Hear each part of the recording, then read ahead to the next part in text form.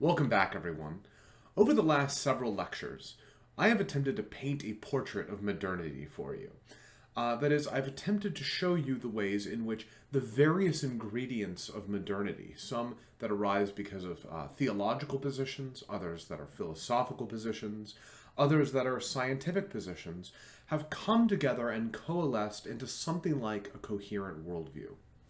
Today, we're going to look first at the way in which they fully and totally cohere into something we would recognize as a total modernity, beginning with the work of the German philosopher Immanuel Kant. Second, we're going to look at the Church's first full-fledged response. We've seen piecemeal response to elements of it, responses to nominalism, responses to the scientific revolution, maybe even a couple responses to the Enlightenment. But what we have not seen up until this point is a response to the challenge of modernity as a whole. So without further ado, let's move into this story. First of all, by review, we've looked at all of the ingredients of modernity thus far, but we haven't exactly teased out the final ingredient. So to review, there is the trifecta of nominalism, voluntarism, and univocalism, particularly nominalism and univocalism, that belief that there are no metaphysical certainties, and that if we can speak about God, he is on our plane of existence. He interacts with us in the same sort of way as elements of the scientific world, and thus if we can prove something is scientific, then he is exiled from that domain. Second, there is Renaissance humanism, with its focus on worldly goods, itself a very healthy thing. Then there's the scientific revolution, the belief that knowledge comes primarily not only through empirical observation, but through empirical experimentation, that we design experiments, that we have variables and controls, that we make hypotheses, and that those experiments then bear out those hypotheses by making predictable responses given changes in variables. That is what qualifies as true knowledge. And if that moves beyond being a sort of theory about how the scientific natural world works, and if that then takes over all other domains of knowledge, including philosophy and theology, then what we really end up with is a world in which doctrine cannot count as true knowledge, right? There are no hypotheses and theories within Christian doctrine. There are merely beliefs that one holds because one trusts the one trusts the speaker. So the scientific revolution, again, a very good thing, thank God, for much of modern science. And yet, when it's raised to the level of a super theory, when it goes from being a methodology in science to really a philosophy that takes over the whole of epistemology, at that point, the medieval worldview is in serious trouble. And then this leads, in turn, nominalism and the scientific revolution together lead to a systematic criticism of received truths. We've seen this, of course, in Descartes, who begins his great epistemological experiment by criticizing everything he knows, working his way down into solipsism, going down to the base level where the only undoubtable thing is that I think, therefore I am. Cogito, ergo sum. And of course, Descartes tries to escape from that, but as we'll see, most of modernity never does. Then, of course, there's the Enlightenment, which is where all of this begins to come to its first full flower. In the Enlightenment thinkers, particularly in France and Scotland, but also in England and Germany, begin to think of a fundamental conflict between faith and reason, such that if humans want to accomplish worldly goods, we need to do it on our own. We do not need to rely on dogmas from the past, right? The past is denigrated. Rather, we need to push forward. The way forward is forward. It's a form of progress. And the Enlightenment really says that what is happening here is humans are finally becoming masters of their own fate, which we always were, because if there's a deist God, he created the world and then he left it behind. He created a natural and moral order, and that is one of the things the Enlightenment tries to do that later forms of modernity slowly realize are actually quite impossible. To maintain something like a moral order without an active God. And therefore, many of the American founders, not all by any means, but many of them are Enlightenment deists who believe in a moral order. They believe that there are structures in the universe that say, thou shalt not kill, thou shalt not commit adultery, except with your slaves. That's only against Thomas Jefferson, by the way. Thou shalt not, murder, steal, commit adultery. These basic moral laws are embedded into the universe at its creation. But the God who created the moral and natural scientific order no longer involves himself in human affairs in any meaningful way.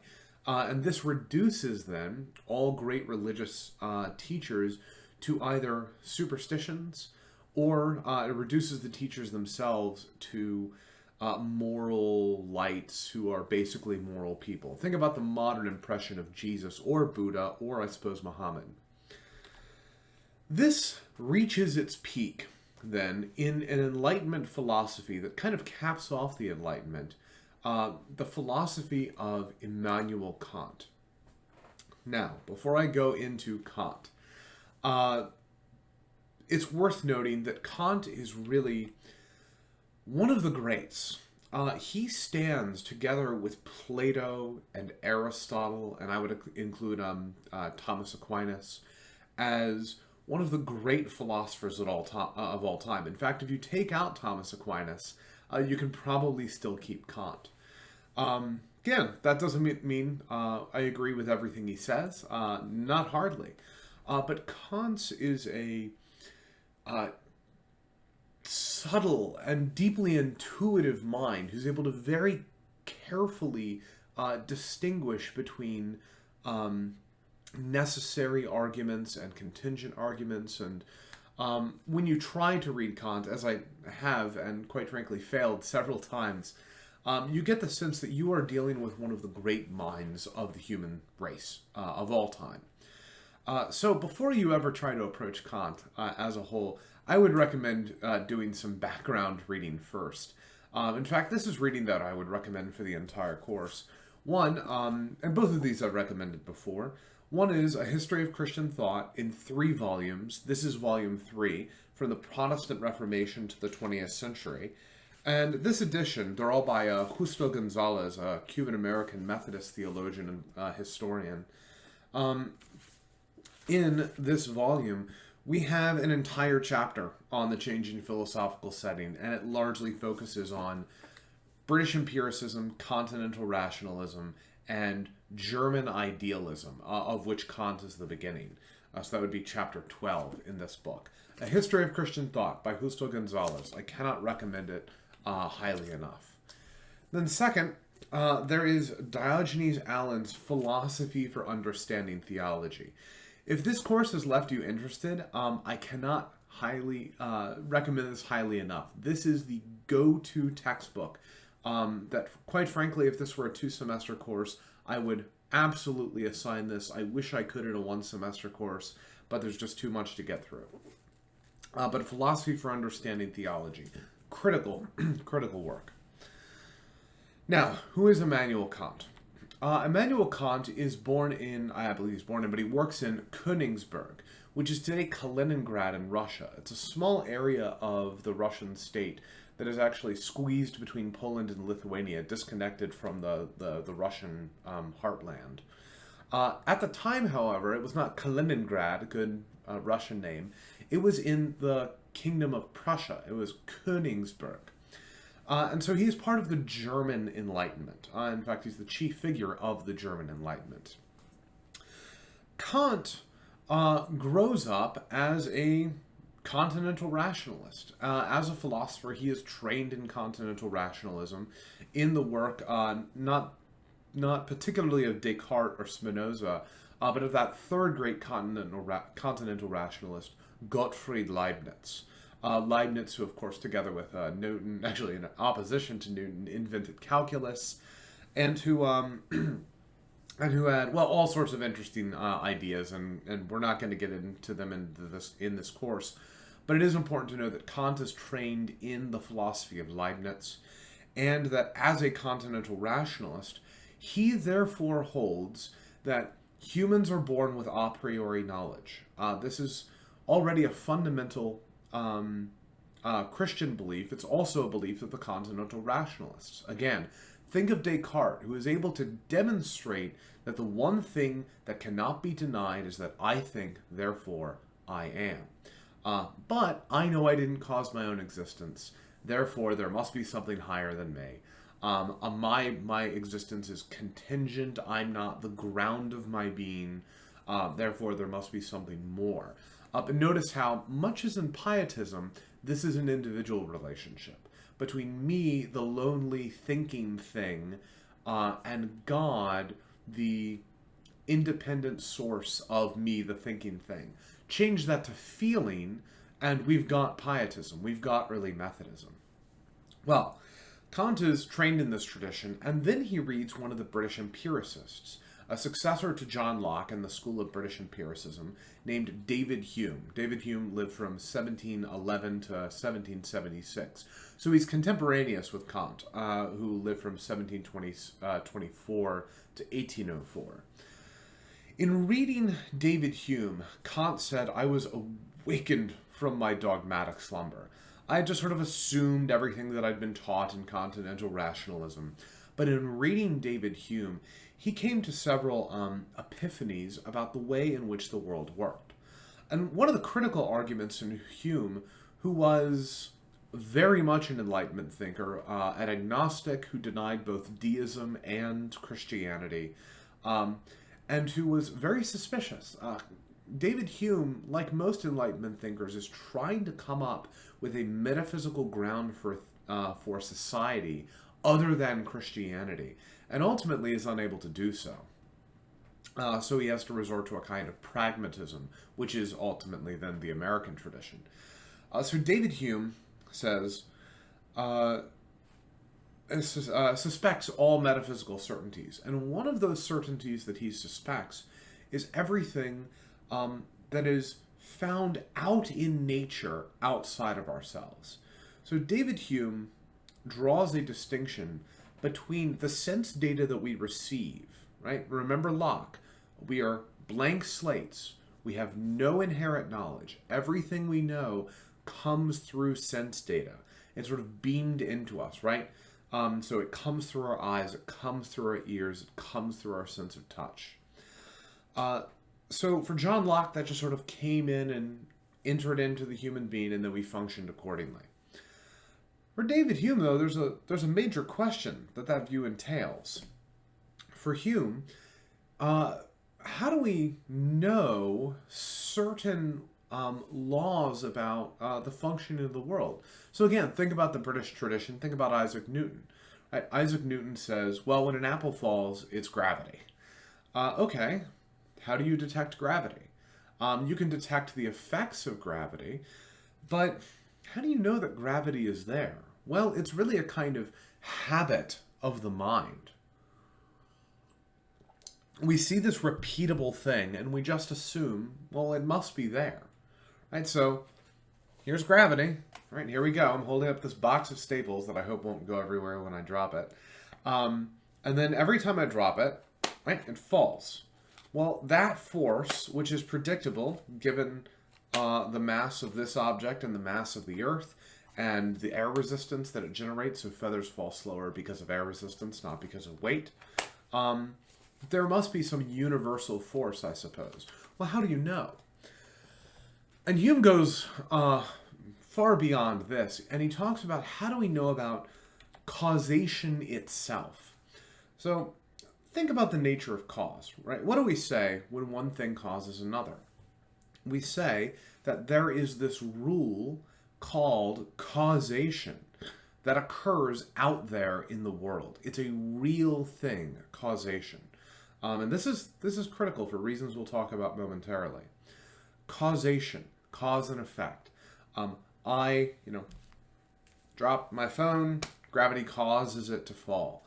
Well, how do we know causation is a real thing, right? Is this just going to happen repeatedly, and I just get used to the fact that it's going to happen repeatedly. But how do I know, right? My sense data is telling me this, right? There is a barrier between the essential I inside here and the world out here. The distinction is known, I'm not sure if this is Hume's terminology or not, but it's known as the distinction between the noumenal world and the phenomenal world. The noumenal world is the world within oneself, where we are actually receiving the sense data. The fundamental thinking thing, the I, the mind, inside, and prior to all other things. Although, is it really prior to them? It's both a lock-in and an existentialist question. And then there's the phenomenal world. The phenomenal world is the world where this is actually happening. Now, my senses tell me that that's actually happening.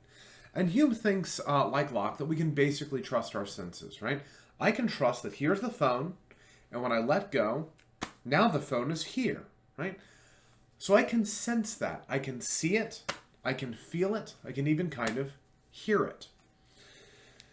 So I've got the sense data. I can see it, I can feel it, and I hear it. But you know what I cannot see or feel or hear? Causation itself. I don't actually sense cause and effect. I sense the phone is here, I feel it here, I see it here, I drop it, I feel it here, I see it here, and I hear it smack. That's all I've got, not actual sensation of causation. I did not in any way sense causes out there in the phenomenal realm. So what do we do with cause and effect? Well, Hume says it's merely habit. We're used to seeing things this way, so we come up with this idea of cause and effect. But cause and effect is not out there. It's not out there in the world. And so it's merely habit. It's just, I assume that there's this thing called cause and effect, but I can't know. And if I can't know that there's this thing called cause and effect, then I can't reason from it. I can't say, well, I see an effect, therefore there logically must be a cause, right? Because it's not a logical rule out there in the world the way it is for Aristotle. For Aristotle and earlier Enlightenment thinkers who wanted to preserve this idea of cause and effect for the sake of the scientific revolution, right? Because the scientific revolution kind of relies on this idea of cause and effect. But especially for Aristotle, cause and effect are things that really are embedded into the world.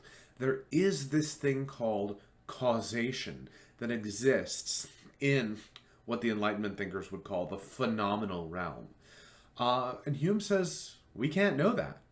All we know is that we have a noumenal habit of seeing causes and effects, of expecting causes and effects, because we've normally experienced them.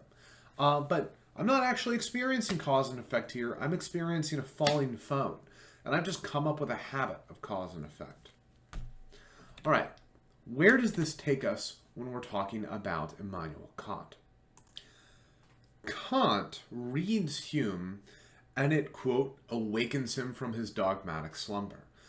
He realizes that these a priori ideas, like cause and effect, are not actually a priori in the mind, or at least he thinks they may not be. Rather, they somehow organize experience, right? I have this habit. But he's not willing to say that they are merely habit, right? It would be a weird habit indeed if all humans had this logically necessary idea of cause and effect, and yet it just arose through habit, right? We would then expect that some humans had this habit and other humans didn't. I'm not sure that's actually Kant's argument, but it's a fair way of explaining it. Rather, we have to then ask the question for Kant, what is true knowledge? Is true knowledge indeed a priori, the way his continental rationalist training had led him to believe, or is it a posteriori in the way that the British empiricists, Locke and Hume, thought it was? That is, does true knowledge exist when the person is born, Or does true knowledge come about solely because of experience? Are we born with innate ideas in our head? And again, you can think Plato's metaphysics and take away the metaphysics but keep the epistemology, and that's continental rationalism. Or does it largely come through experience, like Aristotle? Aristotle might have had some room for innate ideas. I'm not 100% sure because it's not really what he focuses on. But does our knowledge, true knowledge, come about simply from experience? This is what Kant has to do. Kant is the first major thinker to look at both the continental rationalist and the British empiricist schools, the a priori knowledge of continental rationalism and the a posteriori, the post-experience knowledge of the British empiricist school, and then weigh them together and say, all right, how to create some sort of synthesis, how to take account of all of their arguments. And he lays this out at the beginning of his book, The Critique of Pure Reason. Right? Pure reason is Cartesian reason. Pure reason is the idea that I can know things through reason alone. And Kant ultimately says, no, but. Here's what he writes at the beginning of the introduction to his massive critique of pure reason. That all our knowledge begins with experience, there can be no doubt. Okay, first of all, that's a Humean statement, right? All of our knowledge begins with experience. All of our knowledge is a posteriori. That all of our knowledge begins with experience, there can be no doubt. For how is it possible that the faculty of cognition should be awakened into exercise otherwise than by means of objects which affect our senses, and partly of themselves produce representations? That is, in the noumenal realm, there are representations. I'm not actually seeing this outside myself. It's in here. I have a mental impression of this sensory experience. Partly of them, for how is it possible that the faculty of cognition should be awakened into exercise otherwise than by means of objects which awaken our senses, and partly of themselves produce representations, partly rouse our powers of understanding into activity, to compare, to connect, or to separate these, and so to convert the raw material of sensuous impressions into a knowledge of objects, which is called experience. In respect of time, therefore, no knowledge of ours is antecedent to experience, but begins with it. All knowledge is a posteriori, in the sense that it begins with experience. Any true knowledge that we have comes after initially experiencing something. So my knowledge of, for instance, this cell phone, I have to encounter the cell phone first. And again, we can think in terms of Aristotle here, I suppose, that out there in the world, there are things that are giving us sense experience, and we don't have knowledge of them and what they are until we experience them. Again, think of Aristotle trying to reach out for substances in things, that there is a substance to this. It's the form of the phone, which then participates in the larger substance, I suppose, of communication devices or something like that.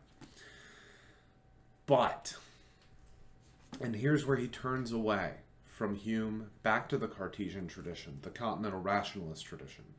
But, though all our knowledge begins with experience, it by no means follows that it arises from experience. That is, we don't have knowledge until we experience things, but does the experience of a thing, our sense data, is that the simple origin of our true knowledge? 4. On the contrary, it is possible that our empirical knowledge is a compound of that which we receive through impressions and that which the faculty of cognition supplies from itself, sensuous impressions merely giving the occasion, an addition which we cannot distinguish from the original element given by sense, till long practice has made us attentive thereto, and skillful in separating it.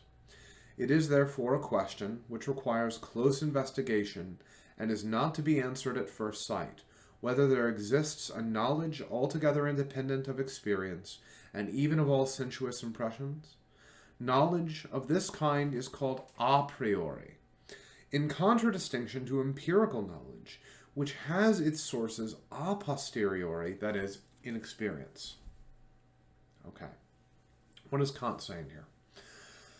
Kant is claiming that all true knowledge begins with experience. I have to experience something before I can have true knowledge of it, right? So there's, in some sense, the scientific revolution and British empiricism are vindicated here in Kant.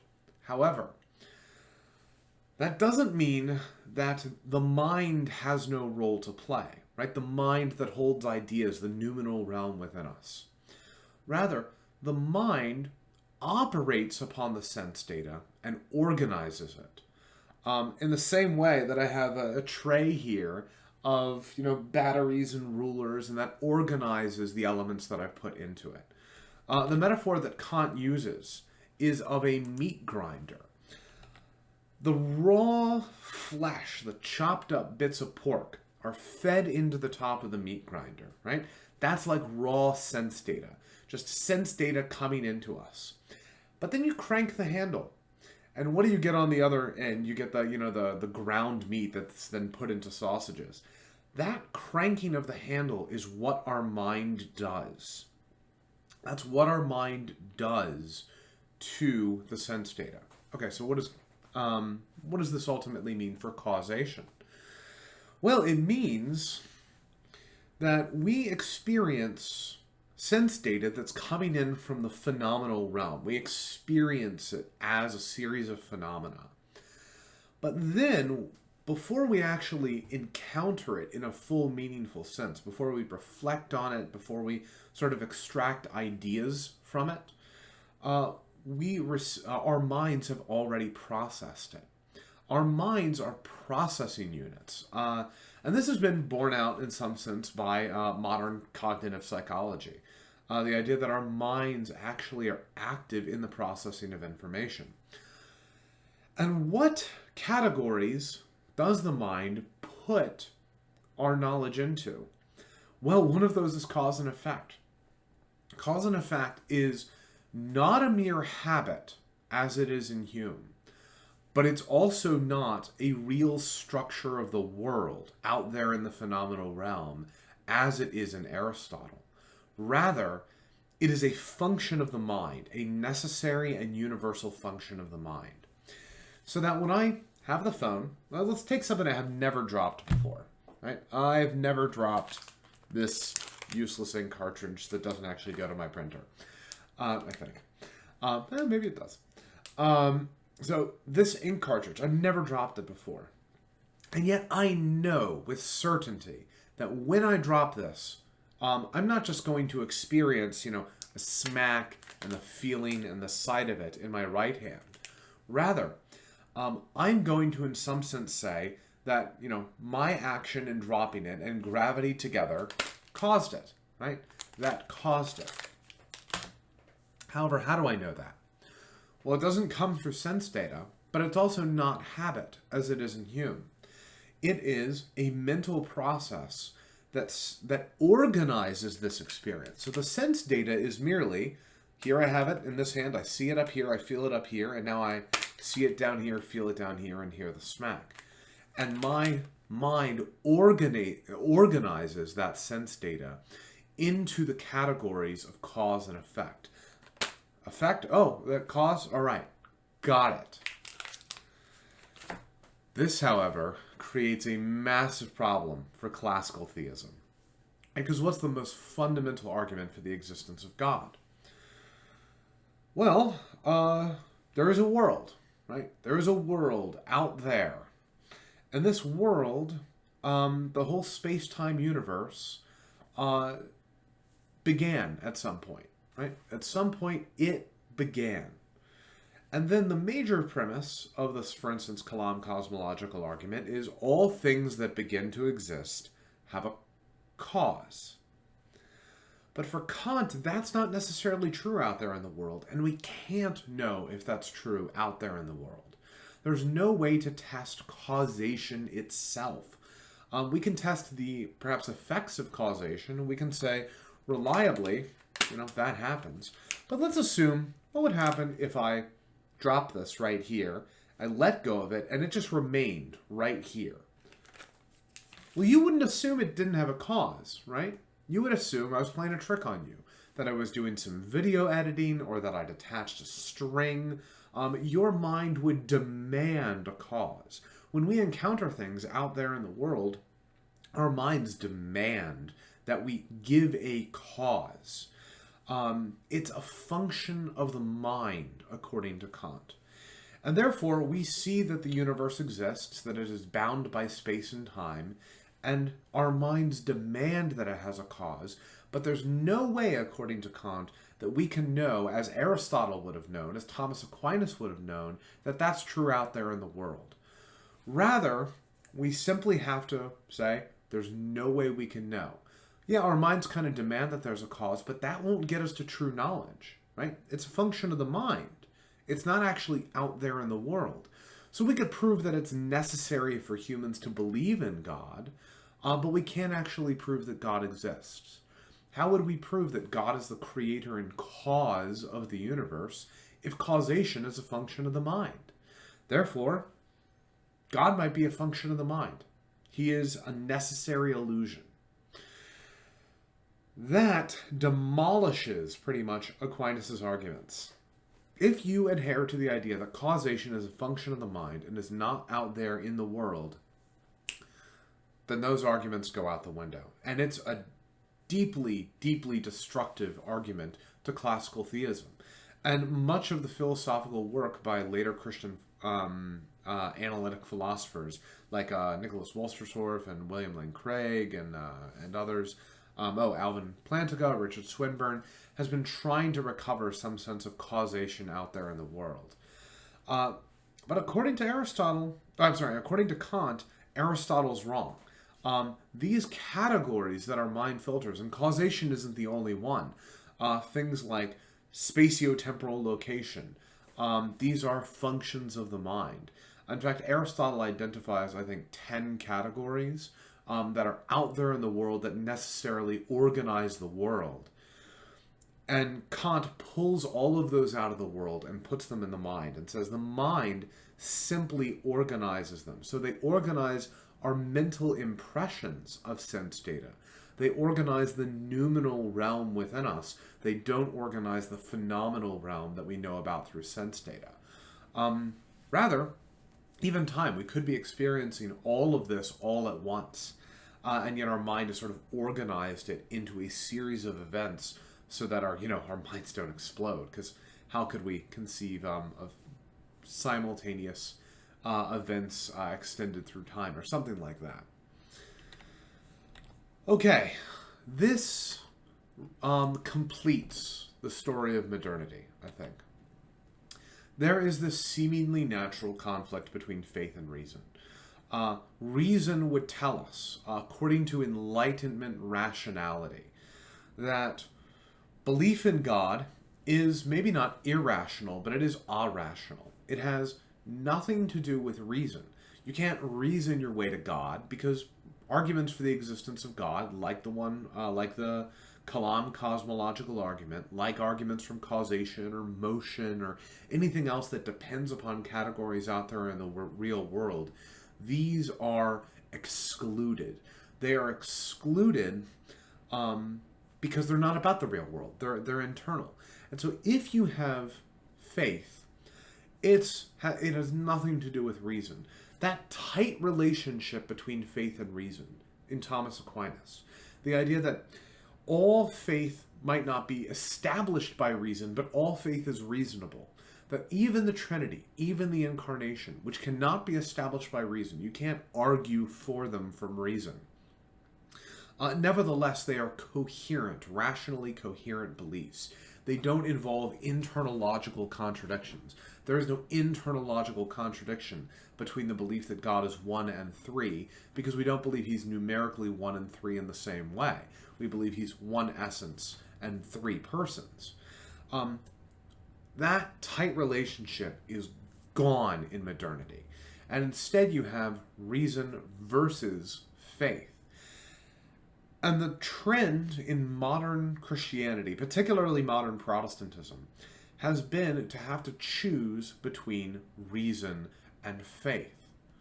Now, there are multiple ways to carry out this reaction against the conflict between faith and reason.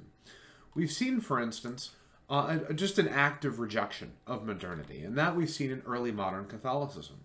Last week, when we started first talking about the rise of modernity, we saw the ways in which the Catholic Church tried to simply reject it out of hand.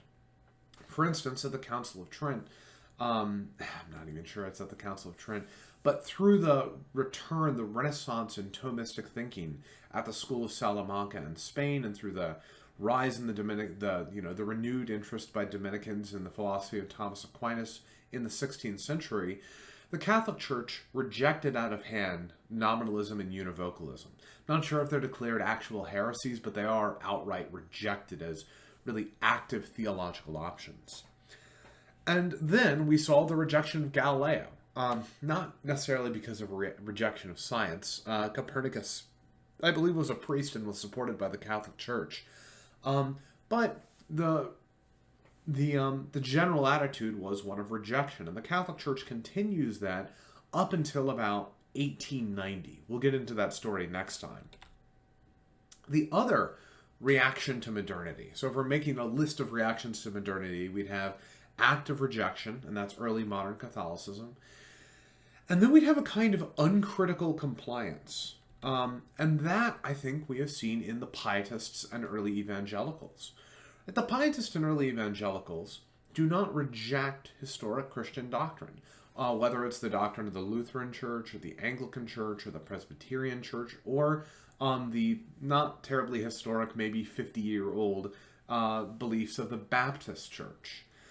And yet, 50 years old at that time.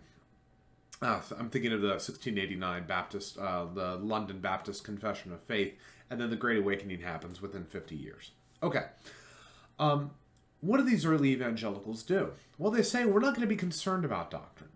We're going to move away from the head and toward the heart, in which the emotional experience is really the center of the Christian life, the emotional experience of Jesus.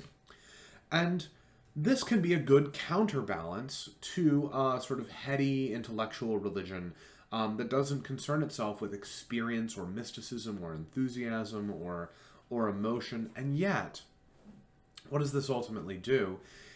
It sort of tries to shrug at modernity, to say, yes, okay, modernity has deeply questioned whether or not Christianity can be reasonable, but I'm gonna focus on emotion, right? I'm going to give up reason to modernity and focus on emotion. And I don't think the Pietists and early evangelicals are quite thinking in those terms, but momentarily we will see a Pietist who did. So it's a kind of almost unwilling, unknowing acceptance of modernity. And that is a very dangerous thing in the history of evangelicalism. The third one, which we will look at today, there's going to be two that we will seriously look at today, is liberal Protestantism. Liberal Protestantism enthusiastically accepts the Enlightenment project. And this becomes a major force in 19th and early 20th century theology. And the reaction to that is the reaction of fundamentalism. Fundamentalism, which we will also look at today, is a reaction against the enthusiastic acceptance of modernity by liberal Protestants. However, it doesn't quite rise to the level of active rejection, because fundamentalist Protestantism also, perhaps unknowingly, because the study of modernity has not happened, takes on certain modern beliefs.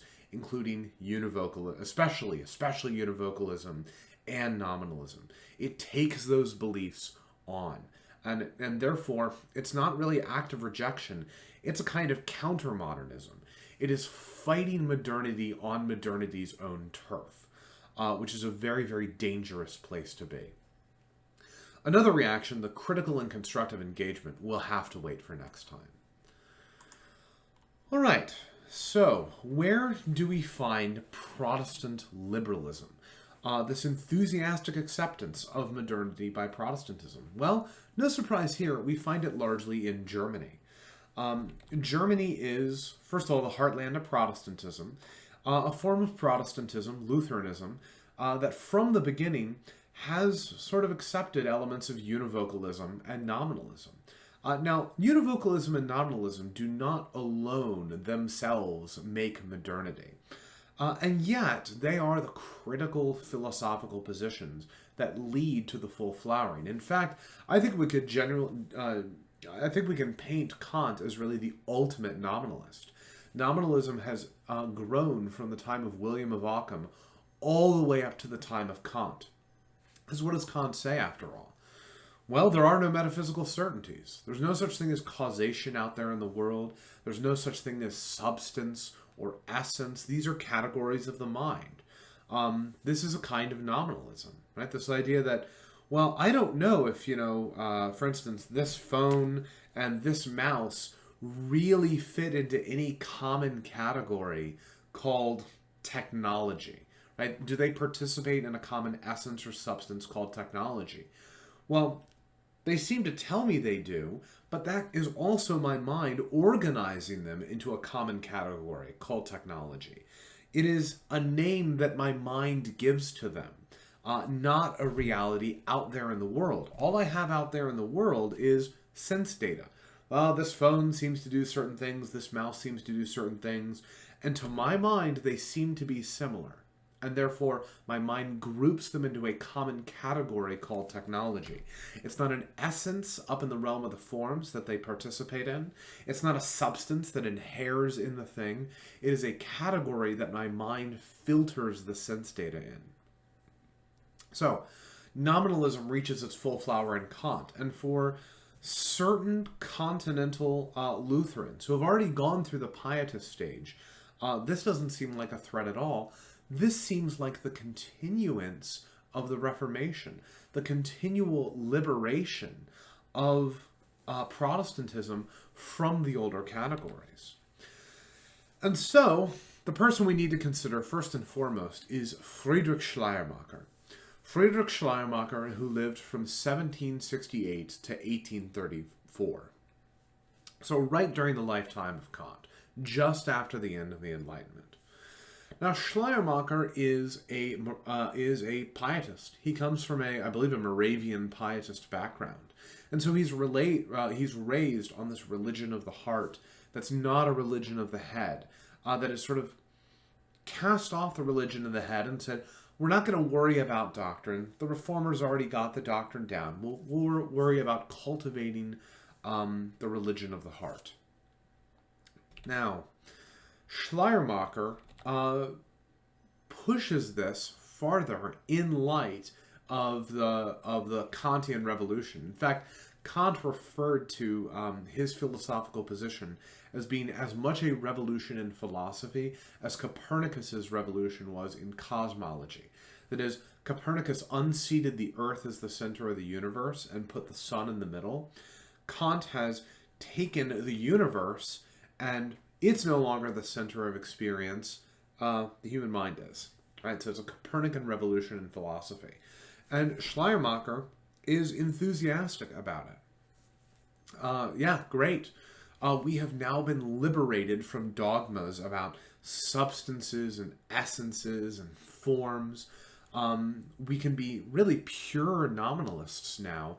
And unlike earlier Protestants, like Luther and Calvin, who sort of are casual nominalists, who are not consistent nominalists, who are not dedicated to nominalist philosophy, Schleiermacher is.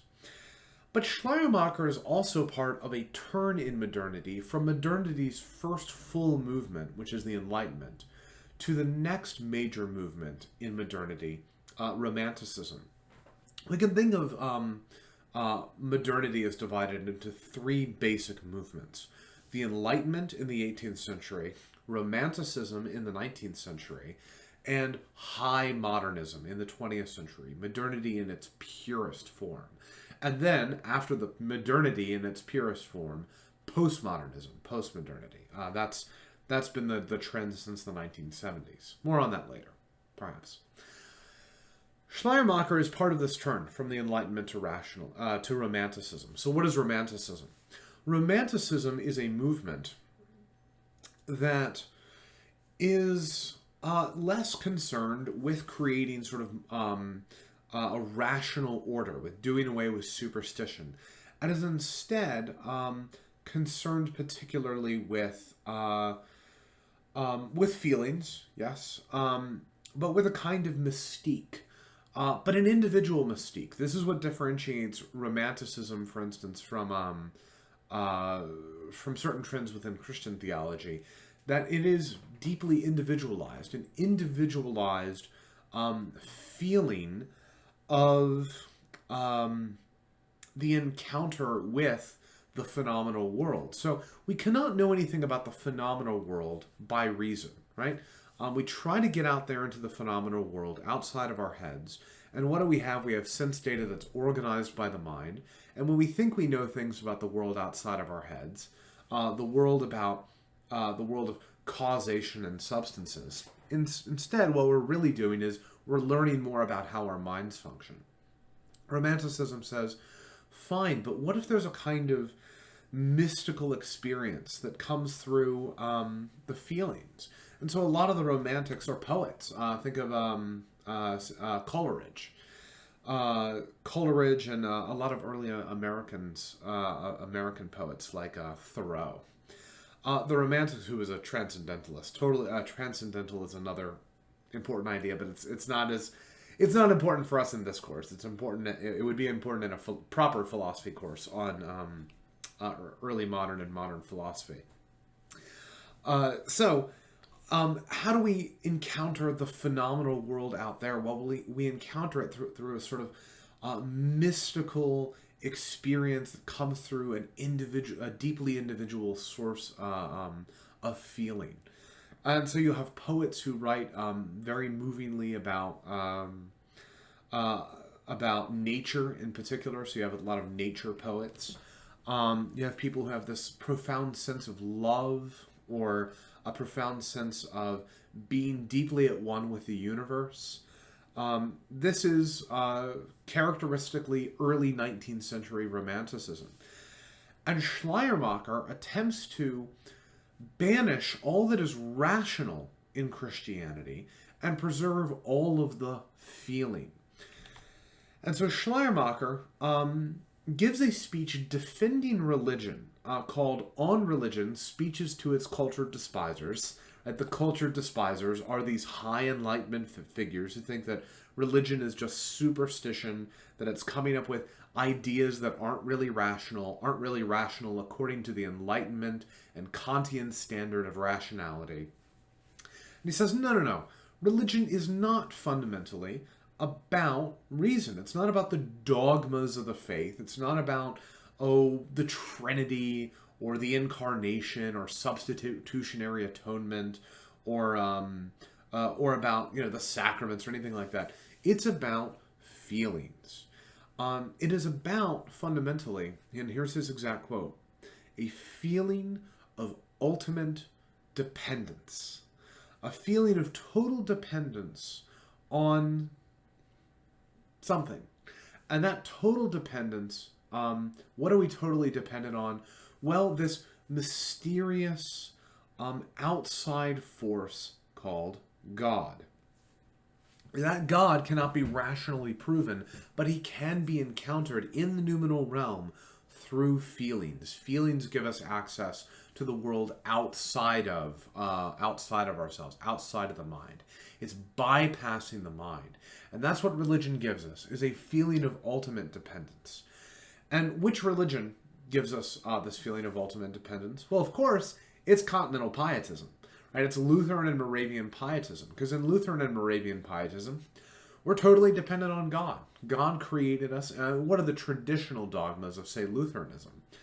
God has created the universe and all that exists, and he has chosen every single human being for salvation, right? There's a single predestination. And so God is actively pursuing every human being, and there's nothing we can do to be saved or unsaved. Now, Schleiermacher might think that that's all nonsense, right? That's a bunch of dogmatic nonsense about predestination and the creation of the world, and forget all of that. But what does Lutheranism generate in the Lutheran pietist? Not in the Lutheran, the Orthodox Lutheran, but in the Lutheran pietist, this generates a feeling of total dependence. A feeling of total dependence on this mysterious other. And that is true religion. And all the dogmas are really just myths to give us this feeling. So Lutheran and Moravian pietism do it better than any other religion. Better than Calvinism, better than Catholicism, better than Anglicanism, better certainly than Islam or Judaism or Buddhism, although a lot of the Protestant liberals will go on to focus on these other religions as providing their own worth, their own sense of dependence. So Schleiermacher goes on to write a systematic theology called The Christian Faith. And in The Christian Faith, Schleiermacher attempts to reinterpret all of the historic Christian dogmas as being not truly about the world, but as about ways in which the Christian faith generates this feeling of total dependence within us. And what does he do? So he focuses on Christ and the way in which, we're saved by Christ. Christ saved us. I've had this personal experience of Jesus. But what does he do with the Trinity? He puts it in the appendix. He does not care about the Trinity. It is in an appendix. And if you know anything about Protestant liberalism, it's that Protestant liberalism intentionally sidelines the metaphysical doctrines of the faith. Those same ones that we said would go by the wayside when nominalism showed up. So the Trinity, the Incarnation, the real presence of Christ in communion, those are gone. They're in an appendix. Here's a weird thing that Christians believed at some point. And Schleiermacher tries to preserve religion, but at the cost of hollowing it out and making it a bare feeling. And it is, of course, the concern of many Orthodox people, not least many Orthodox evangelicals, that evangelicalism has this tendency as well. Not intentionally, but because this is what the pietists were doing unintentionally. And it is an inherent danger within evangelicalism that it will hollow out the faith and make it a sort of, feeling of dependence. An experience that is replayed again and again in the evangelical worship service, which of course retells and tries to replicate the story of one's original feeling, which is why the altar call comes at the climax. Now, Schleiermacher's views are pushed even farther by other German theologians like Albrecht Ritschl, Ludwig Feuerbach, Otto von Harnack, Ernst Troeltsch. These are all theologians, or perhaps theologians, who attempt to preserve something of the good in Christianity while eliminating much that has been historically Christian, whether it's belief in the creeds or belief in a metaphysically real God. So Albrecht Ritschl doesn't quite go that far. Ritschl is really the father of what we would call Protestant liberalism. Schleiermacher isn't quite a liberal. But Ritschl, for instance, thinks that that Christianity is really at its best when it is non-dogmatic. So he agrees with Schleiermacher there. But when it serves the social good, and hence he's a liberal. This idea that the purpose of Christianity is really to serve sort of the larger goal of liberating humanity, right? The Protestant Reformation liberated us from medieval superstition, and now Protestant liberalism will liberate us from metaphysical dogmas. And so for him, the whole history of Christianity had really been backwards. Same for Otto von Harnack, who is the major historian of the development of doctrine in the 19th century. Church histories that are written prior to about 1950 tend to come in one of two groups. One, there are Harnack histories, which are largely the history of how Christianity went astray almost immediately and got enmeshed in metaphysical debates about the Trinity and the Incarnation and Christology that totally missed the point of the simple religion of Jesus, and instead went down this long rabbit hole of becoming a dogmatic faith. Or there are histories that go back to the Oxford movement, which we'll talk about shortly.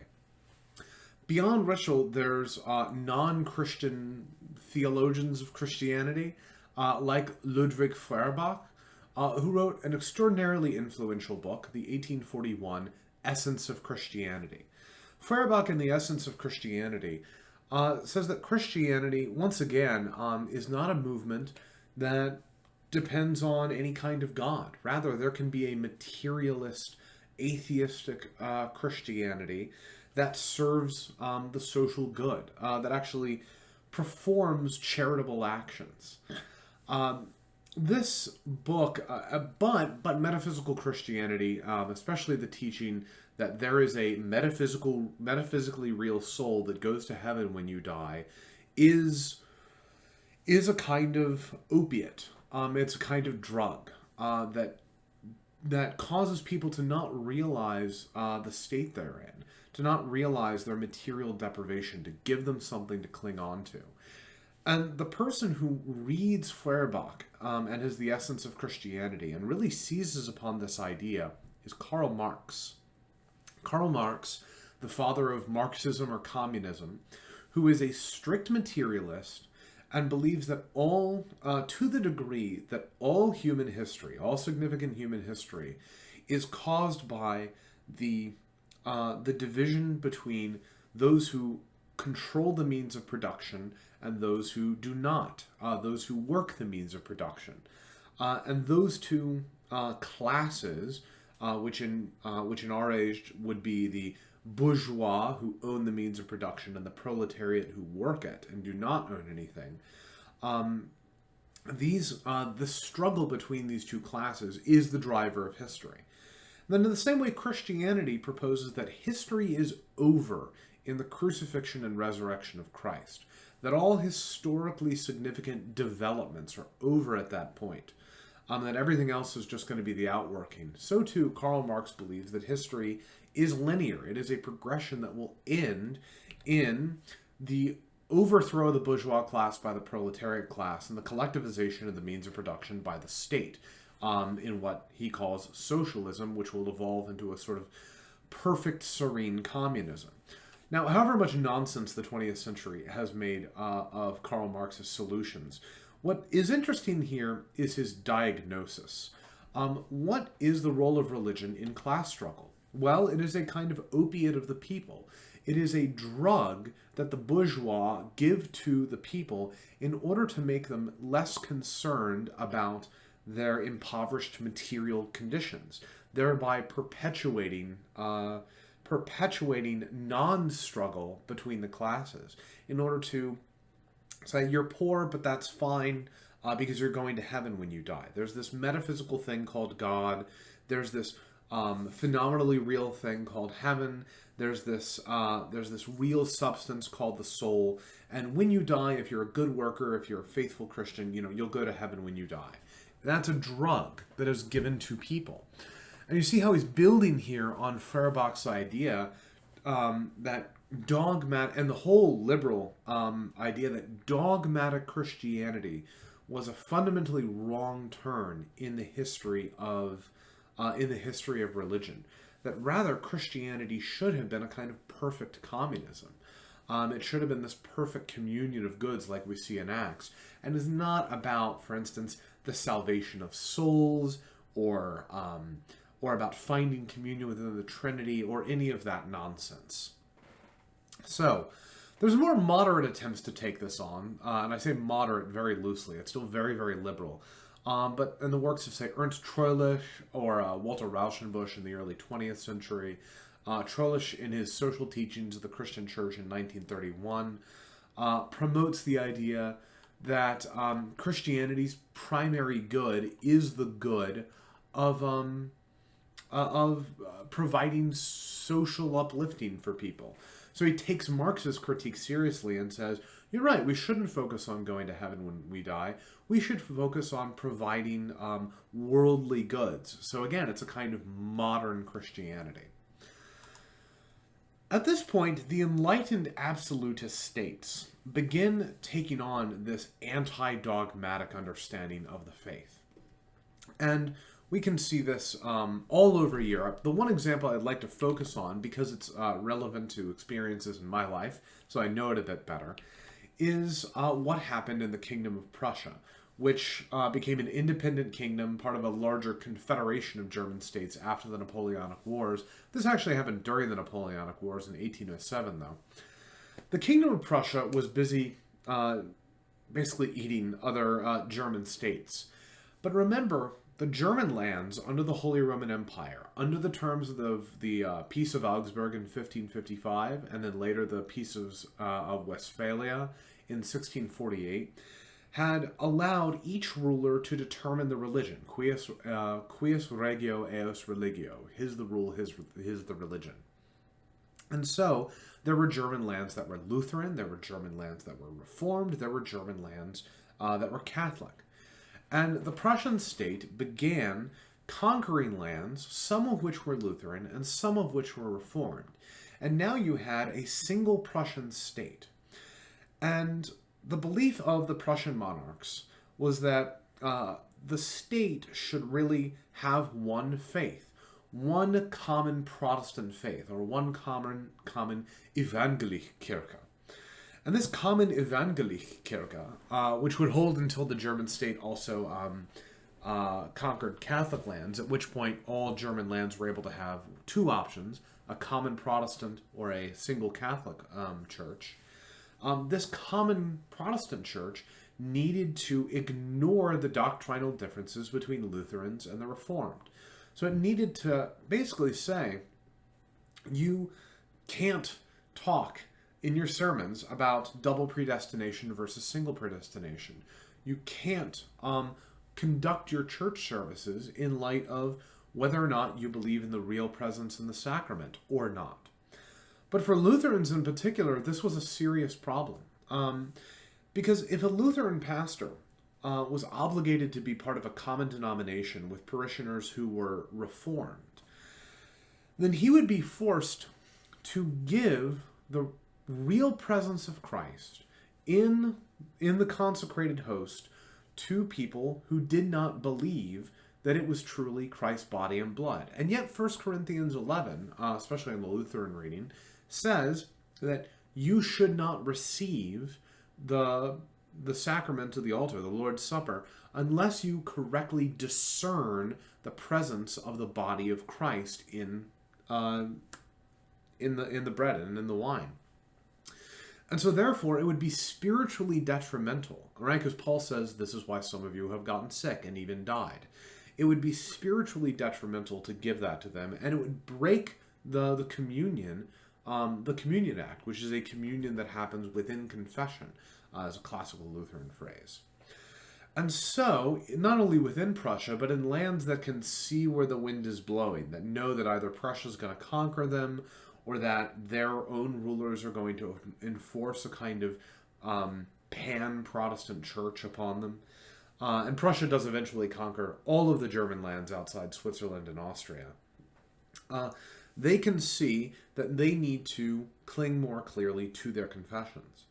And so they come up with a form of Lutheranism known as neo-confessionalism, as a kind of successor to Lutheran orthodoxy, which rejects pietism mostly, not entirely, but mostly rejects pietism, but very firmly rejects liberalism and modernism. And the neo-confessionalists Lutherans attempt to resist this state effort to unify their churches, because after all, the doctrinal differences don't matter to the enlightened rulers. in Germany, they ultimately fail. Over the 19th century, Lutheranism and Calvinism are forcibly made into one single common Protestant faith by ignoring the doctrinal differences and focusing instead on, well, feelings or, just what we have in common, but not what we have, not what we don't have in common. Or by focusing on the social goods that the churches can provide, so aid to the poor, education, music programs. So those social goods are what the churches are for, and it's very much all that churches do in Germany today, both Protestant and Catholic, for the most part. Other Lutherans who are unwilling to accede to this development leave. They leave from Saxony in, I think, the 1840s, and they go to places like Wisconsin, Illinois, and Missouri. Hence, today we have denominations like the Wisconsin Evangelical Lutheran Synod or the Lutheran Church Missouri Synod. These are groups of religious refugees who, for the sake of their belief in the Lutheran confessions, that is the Book of Concord, left the old world and came to the new in order to preserve their own distinctive religious character. And these remain some of the more conservative, doctrinally orthodox Lutheran bodies in the United States today. Really, among Protestants in general, these are the Lutheran Church Missouri Synod and Wells. Both tend to preserve their own church's heritage more than most other Protestant churches, except, of course, the OPC, the Orthodox Presbyterian Church, of whom, maybe we'll talk later today. So that's one option, is to just leave Europe and to go to the United States. What's another option? Another option is to pursue something similar to the tactic of Schleiermacher, but do so in a way that preserves doctrinal realities. And this is the method of existentialism. Now, existentialism doesn't come to its full flower until the mid-20th century. But existentialism has roots in many 19th century thinkers. Fyodor Dostoevsky, the Russian novelist, Friedrich Nietzsche, the atheist nihilist. But it really begins with a Danish Christian Lutheran named Søren Kierkegaard. Søren Kierkegaard, who lived from 1813 to 1855. He died very young. What is that, age 42, something like that?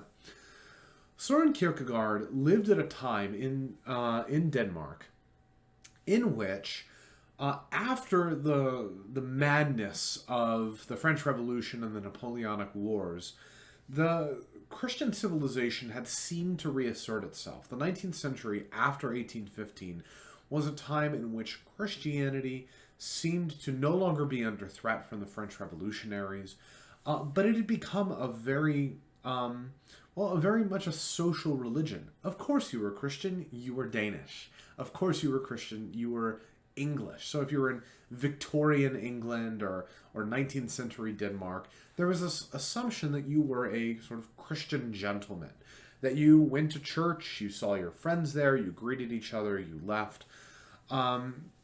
But it did influence your life, and that it made you ethical, and I suppose it, made you willing to, made it so that, okay, maybe if there are metaphysical truths, I'll go to heaven when I die, and that would be, really nice if that happened. But there's not sort of this deep, rich doctrinal character. There's not this idea that Christianity is a worldwide movement with a pressing, existential mission that informs the entirety of the Christian church's existence. And so he wrote books like Against Christendom. I think that might be an essay. Against Christendom. This idea that we should not have a society that is Christian. Better to have an atheist society in which being a Christian means having an authentically Christian experience that is under threat. So Kierkegaard is very much looking forward to the 21st century. Kierkegaard's thought is better to, have a small, pure Christian church in which the few are dedicated then one in which Christianity is sort of reduced to this idea of, well, you're European, so you're Christian, or Christianity is a religion of good morals, or it's what gentlemen do. No, Christianity is the authentic grounds for existence. An existentialist will always talk about authenticity. For Kierkegaard, to be an authentic Christian meant that Christianity would suffuse the entirety of your life. So there is something of the pietist in Kierkegaard, but it's a pietism that is rooted not in an emotional experience, but in an encounter. And so it is an experience, but an encounter with the one who calls you to mission. Dietrich Bonhoeffer, who we'll meet next time, is also a Lutheran existentialist. And Bonhoeffer talks about the call in that sense, that it is a call to a mission that participates in something much, much larger than yourself. Existentialists always have a hard time not being individualists, but they never want to be.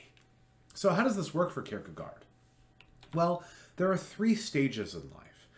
First, we are born into what Kierkegaard calls the aesthetic stage. And this is an aesthetic in the sense of, there's this transcendent Augustinian beauty, and the beauty down here participates in beauty up there and draws us up to God. No, it's not that. It's aesthetic simply in we see what things we want and we grab them. So we say, ooh, I want that, and we grab it. Babies are born into the stage. Babies are born into this sort of grasping thing where they're sort of beastly and they just take whatever they desire. And then we are trained out of that into the ethical stage. So we move from the aesthetic stage to the ethical stage. And really for Aristotle, that's the whole thing, right? You are born vicious and you move into virtue. And Kierkegaard thinks that's a good thing, right? Good thing for us to become ethical, grown-up people. And so what do we grow into? We grow into people who can live with others in a society. That's what virtue does. It equips us to live with others in society. But characteristic of Lutheranism, there needs to be a break. We need to not just be legally good people, to sort of live in accordance with law. So here I'm talking Luther's terminology. There needs to be a break in which we realize that we can never live up to the law. And so therefore Christ died for us and has provided us with salvation to allow us to get around the law in some sense. That's Luther's language. How does Kierkegaard put this as an existentialist? Well, we've gradually moved from the aesthetic to the ethical stage. But to move beyond that ethical stage to the religious stage, there needs to be a firm break, a crisis. And that's another good existentialist term alongside authenticity is crisis.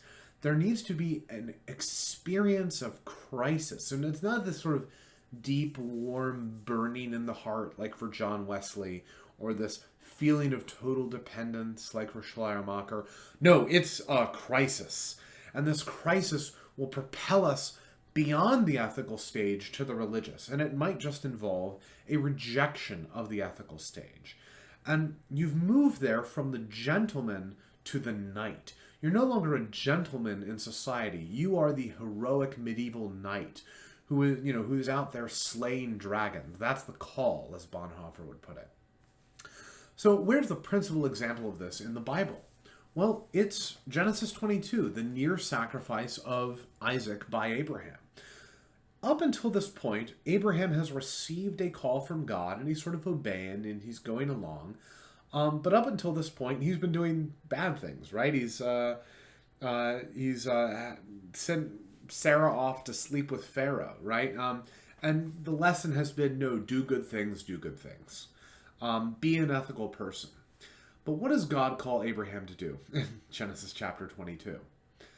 To kill his son, to take your son, your only son, Isaac, whom you love, and take him up onto Mount Moriah and sacrifice him. Abraham is called to do the unethical thing. He's not behaving as a gentleman. He's not behaving as an ethical person. He is called to do something that is viciously wrong. In a way, go all the way back to the beastly stage. But to do the wrong thing, to be willing to do the evil act, because God said so, because God is this transcendent other that breaks in from the phenomenal realm, enters into our own experience, crashes in this crisis, and makes demands upon us, right? And says, and shakes us out of ourselves, right? So there's no reasoning outside of ourselves. Kierkegaard is not interested in that sort of Aristotelian attempt to find causation out there in the world or find substance out there in the world. But he is interested in getting us out of ourselves, to not remain this, I think, therefore I am, or I'm here in the noumenal realm, or I experience feelings within myself, and that's a kind of mystical experience of the outside. No, rather for Kierkegaard, God breaks in a crisis and drags us out of ourselves and says, do the wrong thing because I said so.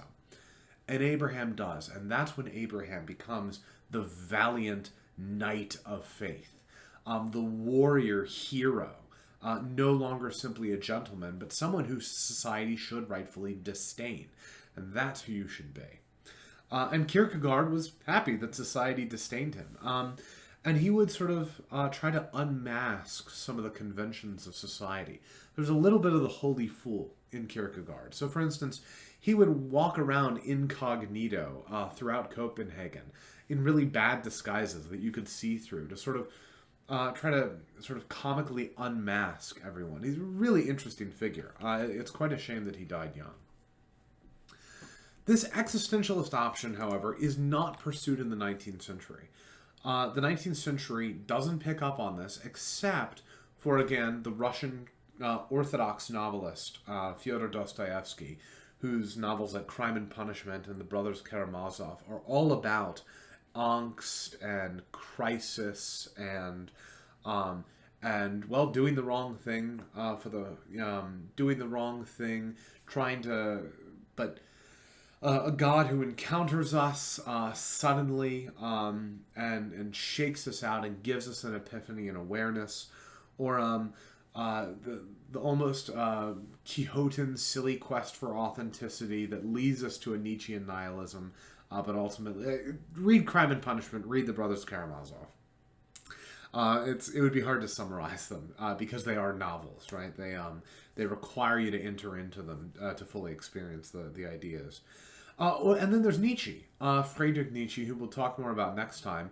But he is the first non-Christian existentialist. And existentialists tend to be either deeply Christian or Jewish, or atheists, or at least agnostics. Now you might say that's all the options on the board, but what's interesting is that this school is about divided 50-50 between Jews and Christians and atheists and agnostics. And Nietzsche goes farther than all of them. He's the first non-Christian, atheist existentialist, but he goes farther really than all of them, to the point where he's, glorifying, the struggle of all against all, and sort of pursuing power for its own sake, that sort of thing. We'll talk about him next time. A third option that arises in the 19th century is the option of going back into deeper into the Christian tradition and recovering not only the sort of dry dogmas of Aristotelianism and Thomism, or the dry dogmas of, hey, you have to believe the Trinity, you have to believe in Christology, but in really recovering the way in which the Christian church emerged in the midst of this struggle. So all the church history that you've gotten up till this point, all the discussion of Gnosticism and the early liturgy and the debates over modalism and Arianism, all of that begins with the serious study of church history in early 19th century England. And here we have to look at the Oxford movement. The Oxford movement is a high church Anglican movement. It begins with Anglicans who believe not only in the Elizabethan settlement, but believe in a sort of thoroughly filled out Anglicanism that has taken on much of Catholicism, and while also taking on much of the Reformation. And the evaluation of the Reformation differs among members of the Oxford movement. So it begins by writing about national apostasy. There's one of the Oxford dons is John Keble, who lived from 1792 to 1866, and in 1833 he gives his National Apostasy sermon, in which he claims that England has nationally apostatized from the faith of the fathers. It has sort of reduced itself to a sort of social Christianity. So he's making a similar charge as Kierkegaard. And this becomes the first of the Tracts for the Times, which are written after 1833 by members of the Oxford movement. So John Keble gives several. John Keble is also a great hymn writer, but he's also a great historian. He has no time for the Reformation. He has no love for Martin Luther. Then there are others who, while they are basically Anglo-Catholic, and nevertheless understand many of the criticisms and treasure many of the doctrinal distinctives of the Reformation. Here I would single out Edward Pusey, who lived from 1800 to 1882. Edward Pusey is maybe the greatest of the historians among them. He begins a massive, massive volume of books called the Library of the Fathers, begun in 1835, in which he edits and publishes the manuscripts of the Church Fathers. It's hard for us to think that we wouldn't have had access to these 200 years ago. Well, we could have picked up a volume of Augustine, but where would you find the writings of Hippolytus or Tertullian or Irenaeus? In fact, the Didache hadn't been discovered yet. So we're learning more and more about ancient Christianity all the time. So Pusey begins publishing the Library of the Fathers, and this begins a trend in English church history to demonstrate the way in which the development of doctrine actually brought out latent potentialities within the New Testament and the earliest first century church. That the church did not, in fact, go totally the wrong way and go down a metaphysical and doctrinal rabbit hole and invent strange nonsense like the doctrine of the Trinity, but rather there was a robust grounds for doing so within the New Testament, and that the New Testament is evidence of the same sort of processes that we see later on, that we see in the 2nd century, 3rd century, 4th century, that it's the same issues and that there are very similar solutions to these issues. The person who most thoroughly, I think, fills out this idea of the development of doctrine. That doctrine is not sort of plopped down in the New Testament or plopped down in the 1st century, but that that there is this encounter. So again, hear this language of encounter. That there is this encounter with the transcendent other, this explosive experience of incarnation, crucifixion, and resurrection that involves teaching, yes, that involves Jesus teaching his disciples, but really involves things like, the kingdom of God, right? The establishment of this new reality. And that living within that reality means learning to understand it, means coming to terms with this crisis event that has happened in the 1st century. And here I probably am talking more in terms of modern biblical scholarship than Newman, but I think you can find it in Newman, is John Henry Newman. John Henry Newman, who lived from 1801 to 1890. And John Henry Newman is, for my money, the greatest historian of the age. One of the greatest thinkers of the 19th century. His idea of development of doctrine is this idea of it pretty much shows how Harnack is wrong, right? Adolf von Harnack claims that the church went in a totally wrong direction. And it went in a totally wrong direction because instead of sort of seeking out the pure and simple faith of Jesus, which Harnack defines as the universal fatherhood of God and the universal brotherhood of man, right? Similar to Schleiermacher, but there's this universal fatherhood. God is the father of everyone, and we are all brothers, right? So that certainly does away with any Christian distinctives, because in Orthodox Christianity, God is not everyone's father. God is everyone's creator, but he is only your father if you have been baptized, if you have had the name of Father, Son, and Holy Spirit put upon you, and you have been adopted into the family of faith, and by that adoption, he is your father. Not for Harnack. For Harnack, Jesus' simple religion was the universal fatherhood of God and the universal brotherhood of man.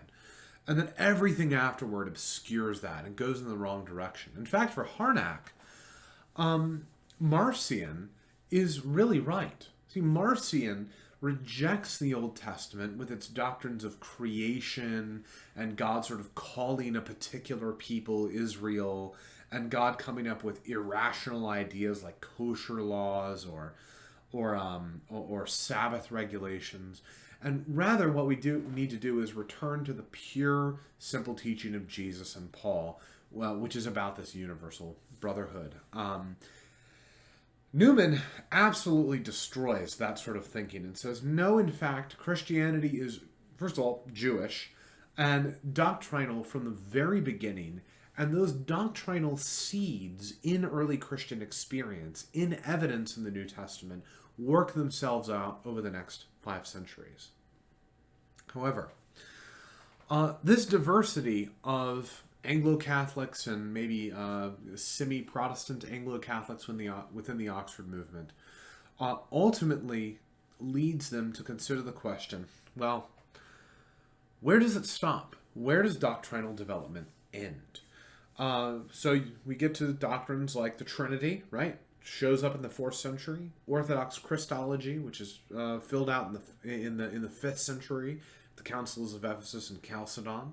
But by the time we have the Trinity and the Incarnation sort of down, we already have Masses for the dead, prayers to the saints. We already have veneration of the Virgin Mary. It's built into Orthodox Christology that Mary is the Mother of God and should be honored as the Mother of God, that she should be honored above all the other saints. Well, what about the liturgy? The liturgy is in its full form by the time of the 5th or 6th century. And why should it simply stop? Why does doctrinal development end, in the year 450 or 451 or 500? Why doesn't it keep going? And someone like John Keeble would say, yeah, it does keep going. And so the Church of England should seek to bring back a lot that was lost in the Reformation, like monasticism, like a more reverent liturgy with incense and the ringing of bells and chasubles and proper vestments, and it should become more Catholic. But the conclusion that John Henry Newman comes to in 1845 is that it can't happen. That the Church of England, especially its 39 Articles of Faith, that its 39 Articles are irrevocably Protestant in the sense that they do not reflect the faith of the ancient Church. And so, in 1845, he converts to Catholicism. And he writes his essay on the development of doctrine, defending this. Later, he writes his Apologia pro vita sua in 1864. The Apology for my life, the defense of my life, the defense of my conversion. Saying that ultimately, going deeper into church history made him Catholic. In fact, one of those famous lines from Newman that we cited at the beginning of this course is that to be deep in history is to cease to be Protestant. Let me say that again. To be deep in history is to cease to be Protestant. Now that's a bold claim, although I think you've gotten some of the sense of that in this course. Now, the larger question, I think, is not whether or not that's true. I actually happen to think, well, in some sense, that is true. To be deep in history is to cease to be Protestant. I think the more interesting question is whether to be deep in history is therefore to become Roman Catholic. What about the Greek Orthodox and Russian Orthodox? What about the question, could Lutheranism be a true evangelical Catholicism with an emphasis on the Catholicism? Can you have a Church of England, an Anglicanism, that is truly Anglo-Catholic? And so many people who come to this conclusion don't become Catholic. They either seek to transform their churches, Lutheran or Anglicanism, and now the Reformed are doing this. People like Peter Leithart or James K. Smith are trying to do this among the Reformed. I think that's going to be failed effort personally, but you have people like Robert Jensen in the Lutheran Church, or well, the Anglicans keep trying. Rowan Williams, former Archbishop of Canterbury, trying to do it in the Anglican Church. You have other people who have converted to Eastern Orthodoxy. So probably Newman's greatest successor and the greatest historian of doctrine and the development of doctrine in our time, Jaroslav Pelikan, was a member of the Lutheran Church Missouri Synod for most of his life. But a couple of years before he died, he converted to Eastern Orthodoxy. He came to the conclusion that Lutheranism was Protestant and he had to cease to be Protestant. And so he became Eastern Orthodox. And Pelikan's one of the great historians of doctrine. So how deep do you want to go? That's a challenge for you. We'll talk more about Newman next time, because he also influences the debate over papal infallibility. Once again, however, these responses are not the primary responses in the 19th century. Kierkegaard's existentialism and the Oxford movement's return to the sources, or ressourcement, these are not the primary movements in the 19th century.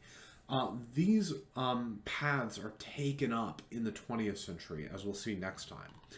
In the 19th century, the dominant movement becomes Protestant liberalism. So, Protestant liberalism has further tasks to accomplish, though, in terms of reforming the faith. We've seen the way in which Schleiermacher and Harnack and Ritschl have broken down doctrine, and sort of toss the Trinity and the Incarnation aside. But they go farther, and they break down the Bible. So, this is the origin of biblical criticism. When we say biblical criticism, what we'll typically mean is something like scholars who look at the Bible and do not care if it's inerrant, certainly don't think it's inerrant, also don't care if it's infallible.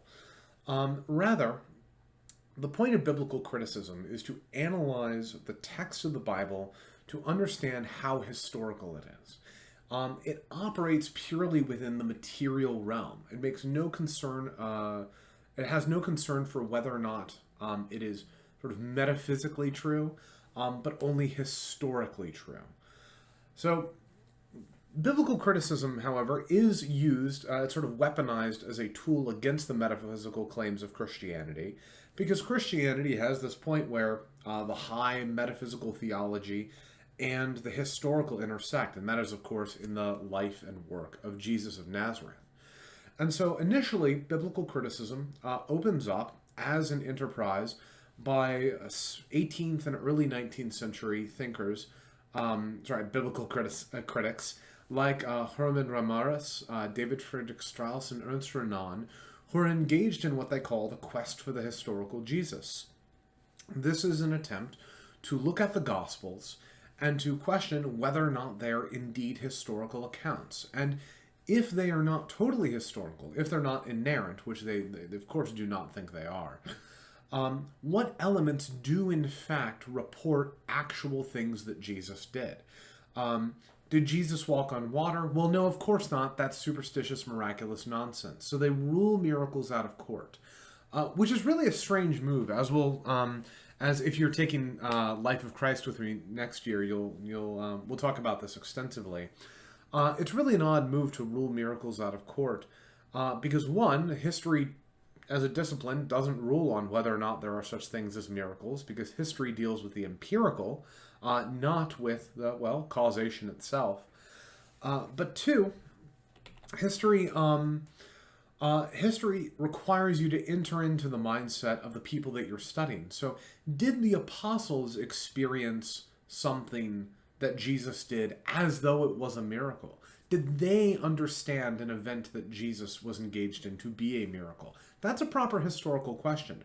But they rule them out of court. They just delete all the miracles. Thomas Jefferson is very famous for this. He created something called the Jefferson Bible, in which he literally cut up the Gospels and cut out all the superstitious, miraculous things and left us with mostly just the nice sayings of Jesus, like the parable of the Good Samaritan. So Thomas Jefferson is very much part of this first quest for the historical Jesus, characterized by critics like Ramirez, Strauss, and Renan. These scholars give us a Jesus who is basically a mirror of themselves. A later figure in the quest for the historical Jesus, Albrecht Schweitzer, writing around the year 1920 or something like that, Schweitzer said, it's interesting to read the picture of Jesus that they reconstruct. Once they've taken out the narrative framework of the Gospels, and you've got just individual free-floating sayings, and then they select which sayings they think are historical. The Jesus that they came up with, says Schweitzer, looks a lot like, well, Hermann Ramirez or David Friedrich Strauss or Ernst Renan. It looks like them. This is historical Jesus study as Enlightenment self-portrait. The Jesus that results from these studies looks very much like, well, a nice, polite, Enlightenment-era gentleman. Someone who wants us to be nice to each other. It's very much the Jesus that we find at the beginning of the movie Dogma. Jesus didn't come to give us the willies. He came to give us a boost. Right? That's the Jesus that is really invented by these scholars. Now, the quest for historical Jesus, eventually enters into the Christian church and is used in two ways. One, it is used by Protestant liberals to demonstrate that the dogmatic Jesus of the Gospel of John, for instance, is not the same as the Jesus who taught a feeling of total dependence, or the universal fatherhood of God and the universal brotherhood of man that was the actual historical Jesus. So it's part of this Protestant liberal move to exile dogma and metaphysics, but retain a sort of feeling-centered and action-centered Jesus, right? A Jesus who preaches the universal fatherhood of God and the universal brotherhood of man believes that we should be active in breaking down barriers and helping the poor and promoting education and the social gospel. The other way in which this form of biblical criticism enters into the church is by eventually showing that this Jesus is somehow consonant with the Jesus that is portrayed by Matthew, Mark, Luke, and John, even if they weren't actually written by Matthew, Mark, Luke, and John, and is in line with the Jesus proclaimed by Paul, and later the Jesus proclaimed by the church in the 7 ecumenical councils, particularly the Ephesus and Chalcedon. That, however, is a much later movement. It will take time, so we will get there next time. The other movement we find is a movement within Germany, the Tübingen School. The Tübingen School, based at the University of Tübingen, Heidelberg, or Tübingen-Eberstadt, is an enterprise in biblical criticism that tries to demonstrate the evolution of the biblical texts. It attempts to demonstrate, in some cases successfully, in other cases unsuccessfully, the ways in which the biblical texts are not originally in their final form. It is not as though Matthew simply wrote the Gospel of Matthew from beginning to end, sort of by divine inspiration, being possessed by the Holy Spirit and sort of just writing like this in a trance or something. Rather, Matthew is using historical sources. He's got one historical source, he's got another historical source, he's piecing them together, he's doing an investigation. The Gospel of John might have rough drafts, and we can see some evidence of those rough drafts in the Gospel of John. For instance, when you finish, here, I'll just pick up my Bible here. When you finish the Gospel of John, where is it here? When you get toward the end of the Gospel of John, at the end of John chapter 20, it ends like this, right? Jesus has the encounter with Thomas. He says, "Don't doubt." Thomas says, "My Lord and my God." Jesus says to him, "Have you believed because you have seen me? Blessed are those who have not seen and yet have come to believe." Now Jesus did many other signs in the presence of his disciples, which are not written in this book. But these are written so that you may come to believe that Jesus is the Messiah, the Son of God, and that through believing you may have life in his name. Seems like the natural end to the book, right? Thomas says, finally, someone in the narrative says, my Lord and my God, which we, the reader, have known since the prologue, in which it says, in the beginning was the Word was with God, and the Word was God, and the Word became flesh and dwelt among us. And now someone says, my Lord and my God, this book is written so that you may believe. The end. And then there's chapter 21, which is like a whole second chapter. Did the Gospel of John go through multiple revisions? And one of those revisions adding a 21st chapter? Yeah, probably. I think there's a lot of, if not consensus, there's a lot of agreement that that's a strong possibility in modern scholarship. Doesn't mean chapter 21 isn't part of the Bible, but it would mean it's not part of the Bible for people who are thinking purely historically, who aren't concerned about the Bible at all, really. They're only concerned about the experience of the relationship between the experience of Jesus' ministry or Jesus' original teachings. Right? So the Tübingen school really eliminates quite a bit of the New Testament as being historically reliable. It's a very skeptical enterprise at first. Probably the most famous member of the Tübingen school, F.C. Bauer, Ferdinand Christian Bauer, who lived in, again, the early 19th century, wrote a book called Paul, Apostle of Jesus Christ, in 1845, in which he looked at the different epistles of Paul and compared them and came to the conclusion that Paul, the real Paul, only wrote 4 of them. Now remember, Marcion, who we met at the beginning of this course, originally thought that Paul did not write 1st and 2nd Timothy and Titus. Bauer looks at that and goes, well, what if he didn't write Philippians, right? What if he only wrote Romans, 1 Corinthians, 2 Corinthians, Galatians? And he has many textual arguments to back up his case.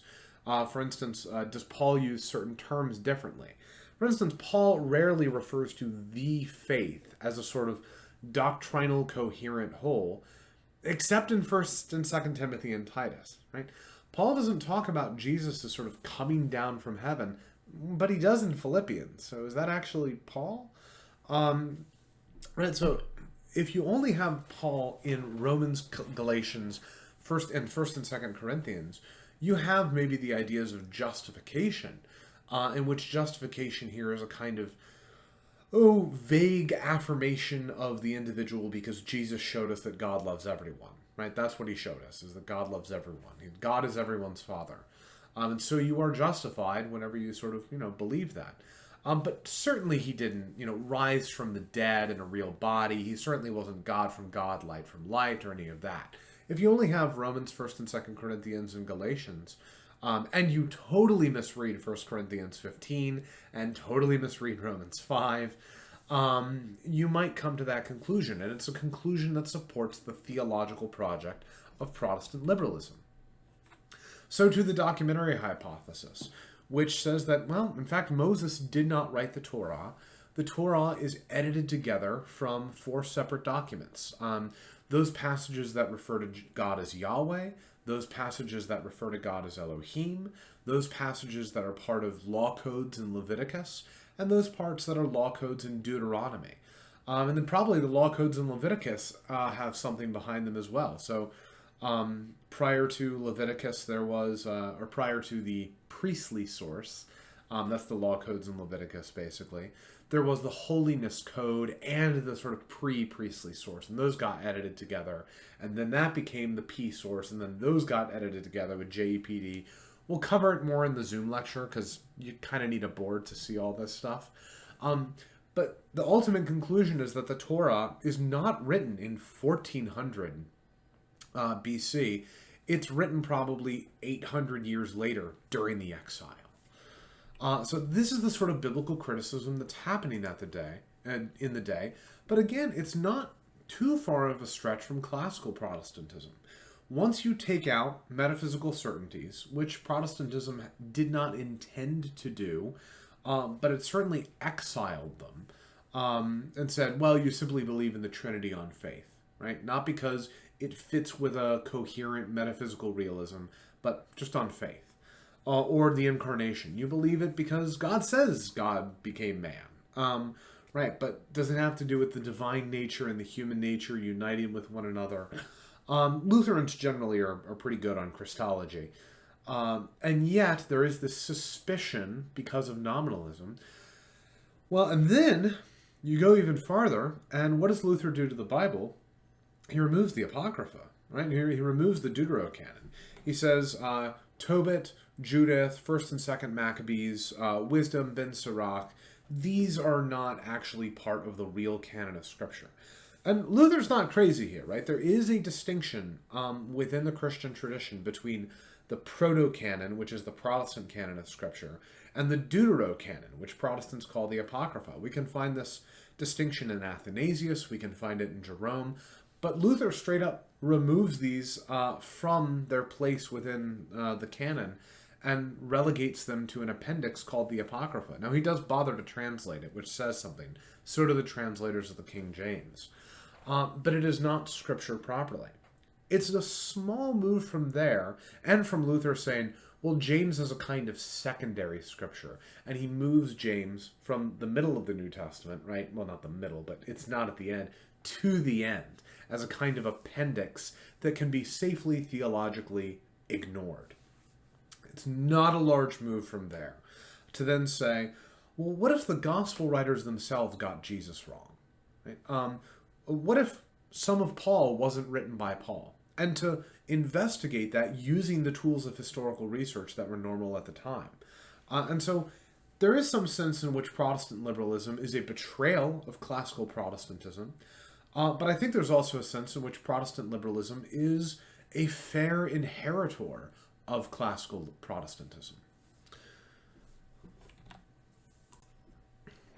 Now, the response to this is largely a sort of active rejection, but it comes in the form of a kind of counter-modernism almost necessarily. It remains modern because Protestantism has to deal with its univocalist and nominalist inheritance.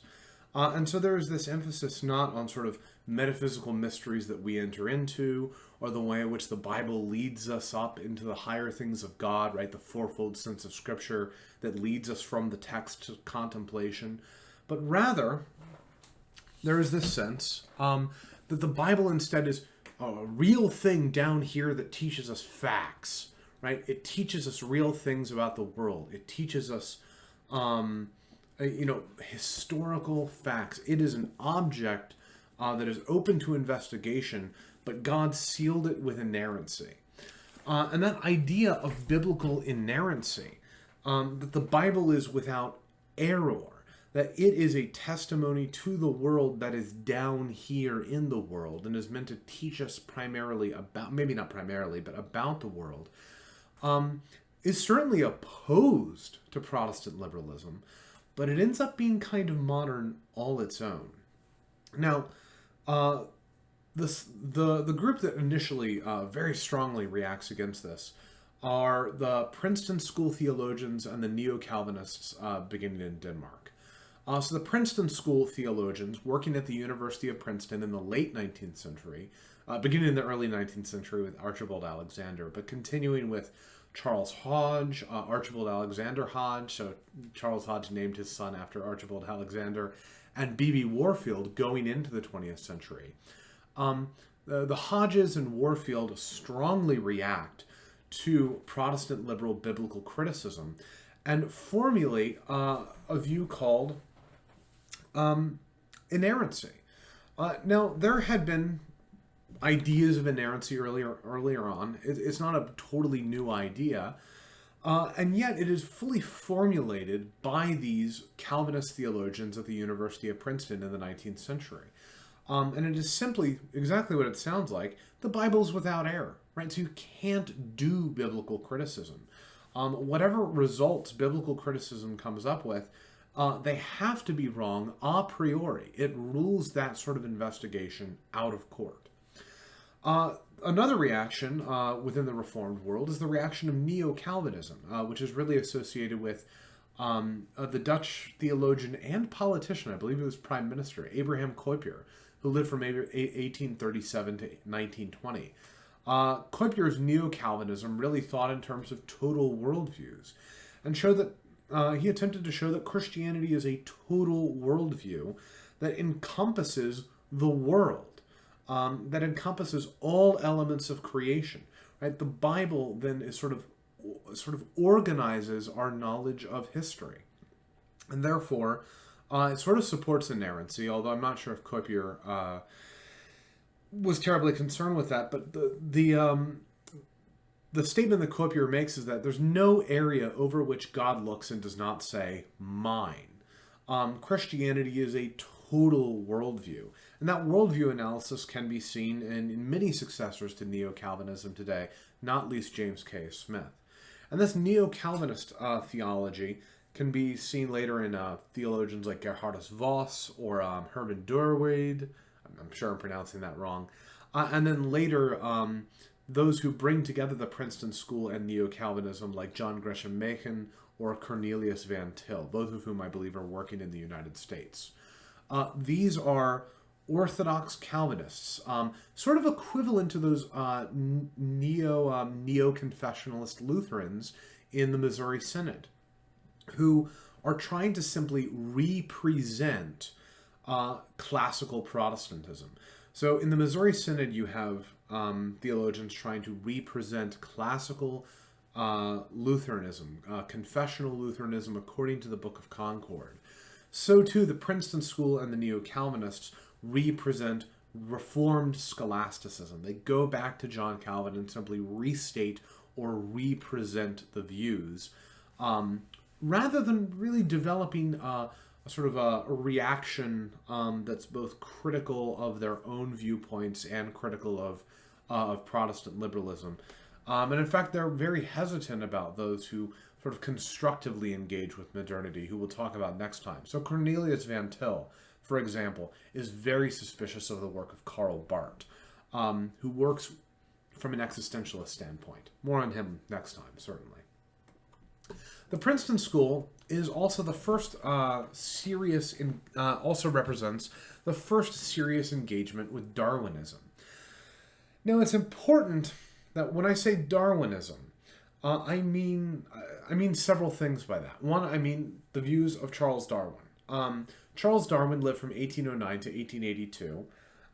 He engaged in his incredibly important Voyage of the Beagle to the Pacific Ocean in 1839, in which he was able to take notes about finches and other things on the Galapagos Islands that allowed him to formulate his theory of the origin of species. And he wrote his book, The Origin of Species, in 1859, in which he attempted to show or to propose a theory in which species originate because of natural selection and survival of the fittest.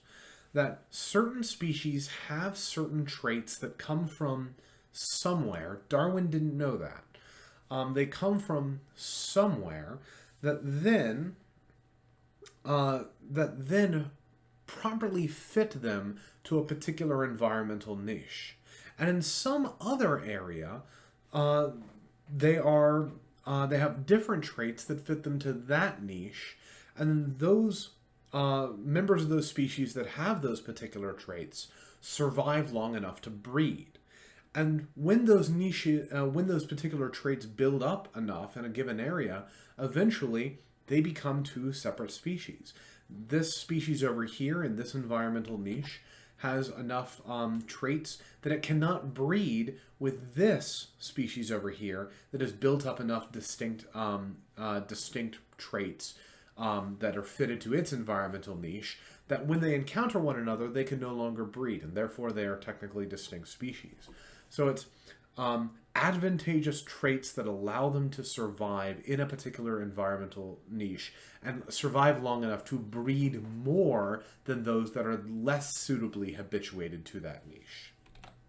So that's Darwin's basic theory, and he applied this to the human species in 1871 in his book, The Descent of Man, in which he said humans are particularly suited to their environmental niche, and humans, therefore, have thrived. And that is what caused humans to speciesate from other primordial ancestors. And he was able to demonstrate the ways in which we have many traits in common with chimps, but that the traits that we have that we do not have in common with chimps are particularly those traits that allowed our species to thrive in a given environment. Now, how do you get speciesation through natural selection? How do you get these traits that cause those traits to be naturally selected in a given environment? Well, to this we need to turn toward the work of a Catholic monk, Gregor Mendel, who lived from 1822 to 1884. Gregor Mendel, who came up with, who discovered genetics. The modern science of genetics. I don't know if any of you in biology class had to work through Punnett squares. But genetics is the work of a Catholic monk. And he was able to show, through experiments on pea pods, that there are traits that arise because of mutations in dominant and recessive alleles. I'm probably mangling this in some sense, but that's basically the idea. That there are mutations, genetic mutations, that then cause different traits to appear that had not appeared there before. That's the origin of those traits that Darwin couldn't account for. So when we say Darwinism, that's not actually a proper description of evolutionary science that's taught like in modern biology courses, or that is the working assumption for all modern biology and medicine. Rather, what we should refer to technically is the modern evolutionary synthesis. The synthesis between the theory of genetic mutation in Gregor Mendel and the theory of speciation through natural selection in Charles Darwin. Those together create the single modern evolutionary synthesis. However, that synthesis didn't arrive until the mid-20th century, and so Darwinism couldn't account for how speciation actually begins within the individuals and small population groups. And therefore, it was ridiculed at first. And it was particularly ridiculed not simply for its sort of scientific gap that was later provided by Mendel's genetics, but because, of course, if you apply this to human beings, it means that, first of all, you need a far larger time period than 6,000 to 10,000 years for speciation, and it means that God did not create an atom out of the dust of the earth in the way portrayed in Genesis chapters 1 and 2. Well, for those who read the Bible literally, this becomes a major problem. And it becomes a major problem for those especially who are univocalist, right? If you are modern and you are univocalist, then either God did it or we did it. God is not somewhere out there beyond the capacity of language, his existence not being in a zero-sum game with our existence, in which God can cause causality down here in the world. Hear how strange the analogia entis and double causation, these ideas of Thomas Aquinas, would be to Immanuel Kant. God is not out there, somewhere out there in the world, causing causation and upholding causal relationships here in the world. Rather, God is either causing something directly down here in creation, or he's not. And if Darwin can show, and if the modern evolutionary synthesis can show that the origin of the human species is a natural scientific process that involves no invisible hand of God, then God is not our creator, right? We're just pond scum, right? A univocalist scientist like Richard Dawkins, therefore, can say, see, we know, of course we know. Humans came from, humans evolved from other primates, therefore God didn't do it. On the other hand, a creationist would say, no, if it's going to be God, it can't be through evolution, right? Not all creationists are univocalists, but most are, and would say that, well, if God's going to be our creator, then I didn't come from a monkey, right? My great-great-grandfather wasn't an ape. Like, you actually see people parodying evolution in this sense. Catholicism has never had a problem with evolution, however. And non-univocalist forms of Protestantism haven't either, because, well, why couldn't God do it through evolution, right? God doesn't need to miraculously intervene in this worldly causation. He's the cause of causation itself. He's what upholds the cause and effect of natural relationships that would cause genetic mutation and speciesation and natural selection of traits and speciesation. God is the cause of that causality. Now, you would still have, some people would say, but the Genesis account depicts literal history. It depicts what actually happened. And that would be probably the more interesting debate. Does the Genesis account, do Genesis 1, 2, and 3, actually depict history? And, of course, Augustine would say, no, Genesis 1 is poetry. In fact, most of the early church fathers would say Genesis 1 is poetry. But they would probably still, the church fathers would accept Genesis 2 as reality. But most modern Catholics do not, right? Because of Augustine's rule that science, if it is good and genuine science, can't contradict the Bible. And the Bible can't contradict good natural science, because there is an inner coherence of faith and reason, but not in modernity.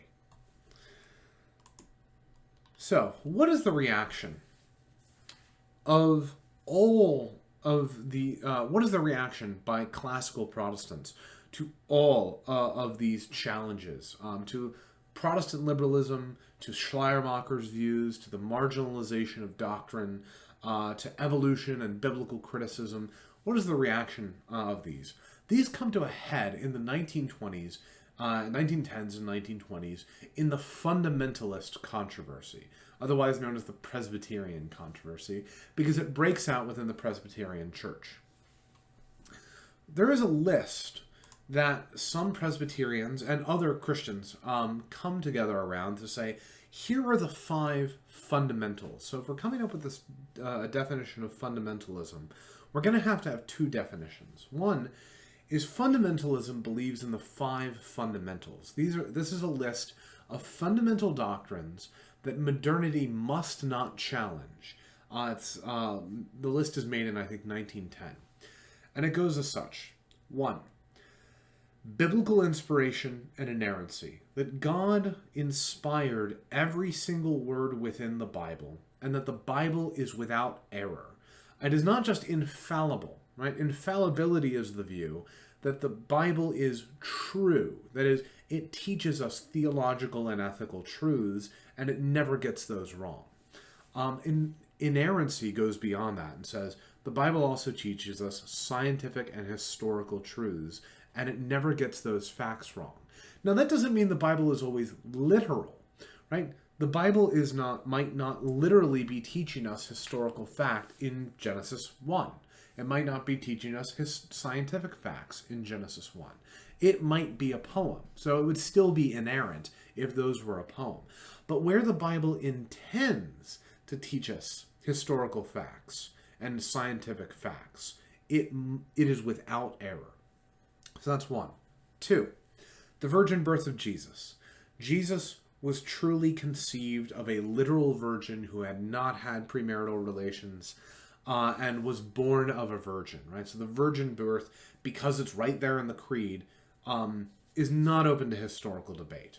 3, substitutionary atonement for sin, the classical Protestant view of the atonement, that Christ stands in as our substitute and takes the punishment for sin in our place.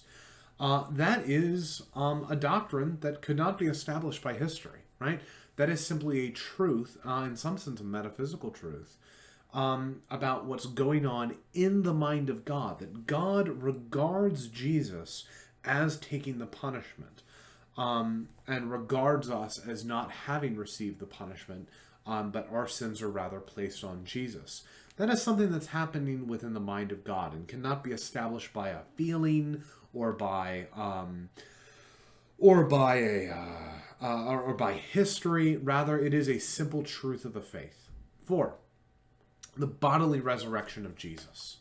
That Jesus was bodily raised from the dead. that his flesh was raised out of the grave, and that it isn't a sort of metaphor, that 1 Corinthians 15 is not talking about a sort of sense in which Jesus is spiritually raised, or raised into our hearts, or raised in a way that gives us a feeling of total dependence. No, Jesus' body literally came out of the grave in history. His body, which could be analyzed by science, is no longer in the tomb, it's out of it. And then 5, the historical reality of the miracles of Jesus. That Jesus actually performed real miracles. That Jesus interfered in the normal causation of cause and effect, and caused bread to turn, to go from being, 5 loaves into 5,000, or however many it was. That caused the multiplication of the fish, that he walked on water. That we have to believe that Jesus, as God, although I suppose the 5 fundamentalists don't actually say Jesus is God, that Jesus really walked on water. Okay, these 5 fundamentals, biblical inspiration and inerrancy, the virgin birth of Jesus, substitutionary atonement for sin, the bodily resurrection of Jesus, and the historical reality of the miracles of Jesus, are one definition of fundamentalism. And it's meant to be a sort of pan-Protestant movement. So, because of controversies happening at Princeton Seminary, however, the heirs of people like Charles Hodge and B.B. Warfield, in fact, I believe B.B. Warfield is still alive at this point. B.B. Warfield dies he dies in 1921.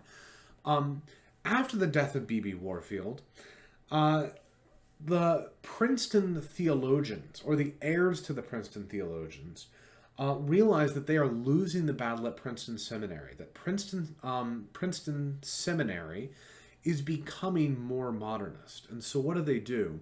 They leave the seminary in 1929, and they go across the river. They leave from New Jersey, and they go into Pennsylvania, and they found Westminster Theological Seminary in 1921.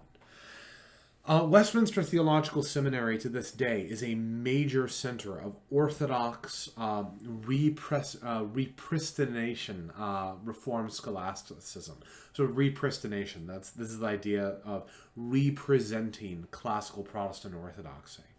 So Westminster Theological Seminary is established as a center of Orthodox Calvinism in 1929, a fundamentalist institution in this sense of fundamentalism. And then the Orthodox Presbyterian Church goes into schism from the Presbyterian Church USA in 1936. So now the Orthodox Presbyterian Church is established as an Orthodox fundamentalist, again in this sense, Presbyterian institution in 1936. And in fact, I know there's an Orthodox Presbyterian Church in San Antonio because it's right there at the UTSA exit on I-10. You can see it if you're driving south on I-10 from 1604. It's on the right, just after you get off 1604. However, fundamentalism is then morphs into something entirely different. Fundamentalism then takes on 2 additional sectarian doctrines that prevent it from becoming a sort of conservative Orthodox Protestant movement. And so this is our second definition of fundamentalism. First, it takes on creationism. The idea that the earth is created in 6 literal 24-hour days, somewhere between 6 and 10,000 years ago, and that Adam was physically created out of the dust of the earth. Now, I believe B.B. Warfield, for instance, doesn't believe this. But this is the active rejection of any sort of theistic evolution, a Christian doctrine of evolution, such as the Catholic Church has, in which God creates humanity and the world through natural processes, right? God is entirely the creator, but the processes are entirely natural. Creationists reject that out of hand and say, nope, the Bible is a record of scientific and historical facts. It's inerrant, and these are literal accounts. So the real distinction here is literalism, that these accounts are taken to be literal, that they actually happened in the way that they are depicted, that these are depictions of historical events. They're not poems or metaphors or anything like that. So that's creationism. The second one is dispensationalism. The idea that God has interacted with the people of God in fundamentally different ways throughout salvation history, and that the apocalyptic and prophetic accounts of God's promises to Israel are literal promises to physical earthly Israel. That God literally promises to the people of Israel that I will gather you back after exile, that I will renew my covenant with Israel and Judah. So for instance, in Jeremiah 31, God promises, I will renew my covenant with Israel and Judah. I will take out your heart of stone. I will give you a heart of flesh. Dispensationalism does not read that as applying to the church. Now, I don't know how they get around Hebrews, right? The book of Hebrews clearly applies that to the church. It says that Paul in Romans clearly applies that to the church. But dispensationalism applies that to Israel. It applies it to Israel and says that, no, God stopped dealing with Israel in the first century, and Jesus turned to the Gentiles, Paul turned to the Gentiles, and the church is a fundamentally Gentile institution. It's for non-Jews. But eventually, God will fulfill his promises to Israel. He will create an earthly kingdom with an earthly temple, the temple depicted in Ezekiel chapters 40 to 48. That earthly temple will be built. It's not a kind of metaphor for Christ. The promise of a new covenant isn't a metaphor for the church. The church is not the one people of God.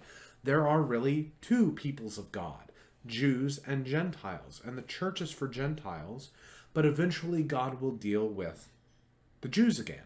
How will he deal with the Jews again? Well, first of all, he's got to get the Gentile church out of the way. And that's why the rapture is an idea. The rapture is an idea that is read into the Bible by John Nelson Darby, I think around the year 1800, and that is popularized by a man by the name of C.I. Scofield in his Scofield Study Bible in the late 19th century. And then dispensationalism then becomes popularized through the Scofield Study Bible, which says that the millennial kingdom will be the time when Jews will come to belief in Christ, but they will still be ruled by the Torah. There will be an earthly temple with earthly sacrifices. But before that can happen, the Gentile church needs to be raptured. So God will take the Gentile church and sort of suck it up with a heavenly vacuum cleaner, and then will make room for the fulfillment of the promises to earthly, fleshly Israel.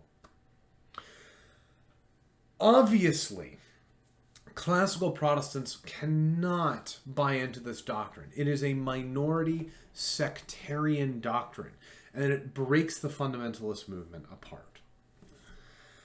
However, many American Christians in particular are willing to die on these two hills, on the idea of creationism and the rapture. And creationism in particular leads to the marginalization and ridicule of the fundamentalist movement. And so in 1925, a teacher, John T. Scopes, is brought on trial for teaching evolution in public schools. And he is defended by a major politician, William Jennings Bryan, but he's prosecuted by William Jennings Bryan. He's defended by Clarence Darrow. And the outcome of this trial was absolute ridicule for the creationist movement. Evolution was clearly demonstrated to be the superior scientific theory. And it was seen as this great movement of persecution of science by the church. So it was kind of a renewal of the Galileo affair. But now the church were dispensationalist, creationist fundamentalists. And because of the ridicule from this case, the dispensationalists withdrew from society, withdrew from politics, and went basically into a long exile that lasted in the United States from 1925 up until the Carter presidency and the Reagan primary in 1976, when evangelicals were courted by both political parties, by Jimmy Carter and by Ronald Reagan, who was running in the Republican primary in 1976. But for most of the middle of the 20th century, evangelicals lost their primary dominant role in American society because they had sort of focused on these two sectarian doctrines of creationism and dispensationalism, and they remain issues which divide some evangelicals from other evangelicals, and evangelicals from classical Protestants, and certainly Protestants from Catholics. They remain, in some sense, fundamentally modern because they insist on a literal, historical, and yes, scientific reading of the Bible, rather than reading the Bible as a sort of, yes, a depiction of history, but really something that is ultimately meant to point away from itself to deeper engagement with God and the contemplation of the face of God. A text that is meant to lead us toward meditation and prayer and ultimately the beatific vision, rather than being, a kind of textbook for science. And that disastrous attempt to engage with modernity on its own terms, which ultimately led to the marginalization of the fundamentalist movement and the fracturing of the fundamentalist movement, meant the marginalization of Christianity as a whole in modernity. And it will be the task of a very different form of Catholicism and a very different form of Protestantism to constructively and critically engage with modernity in such a way as to extract its goods but also surpass it. And it's to that movement, thank God, that we will move in the next lecture.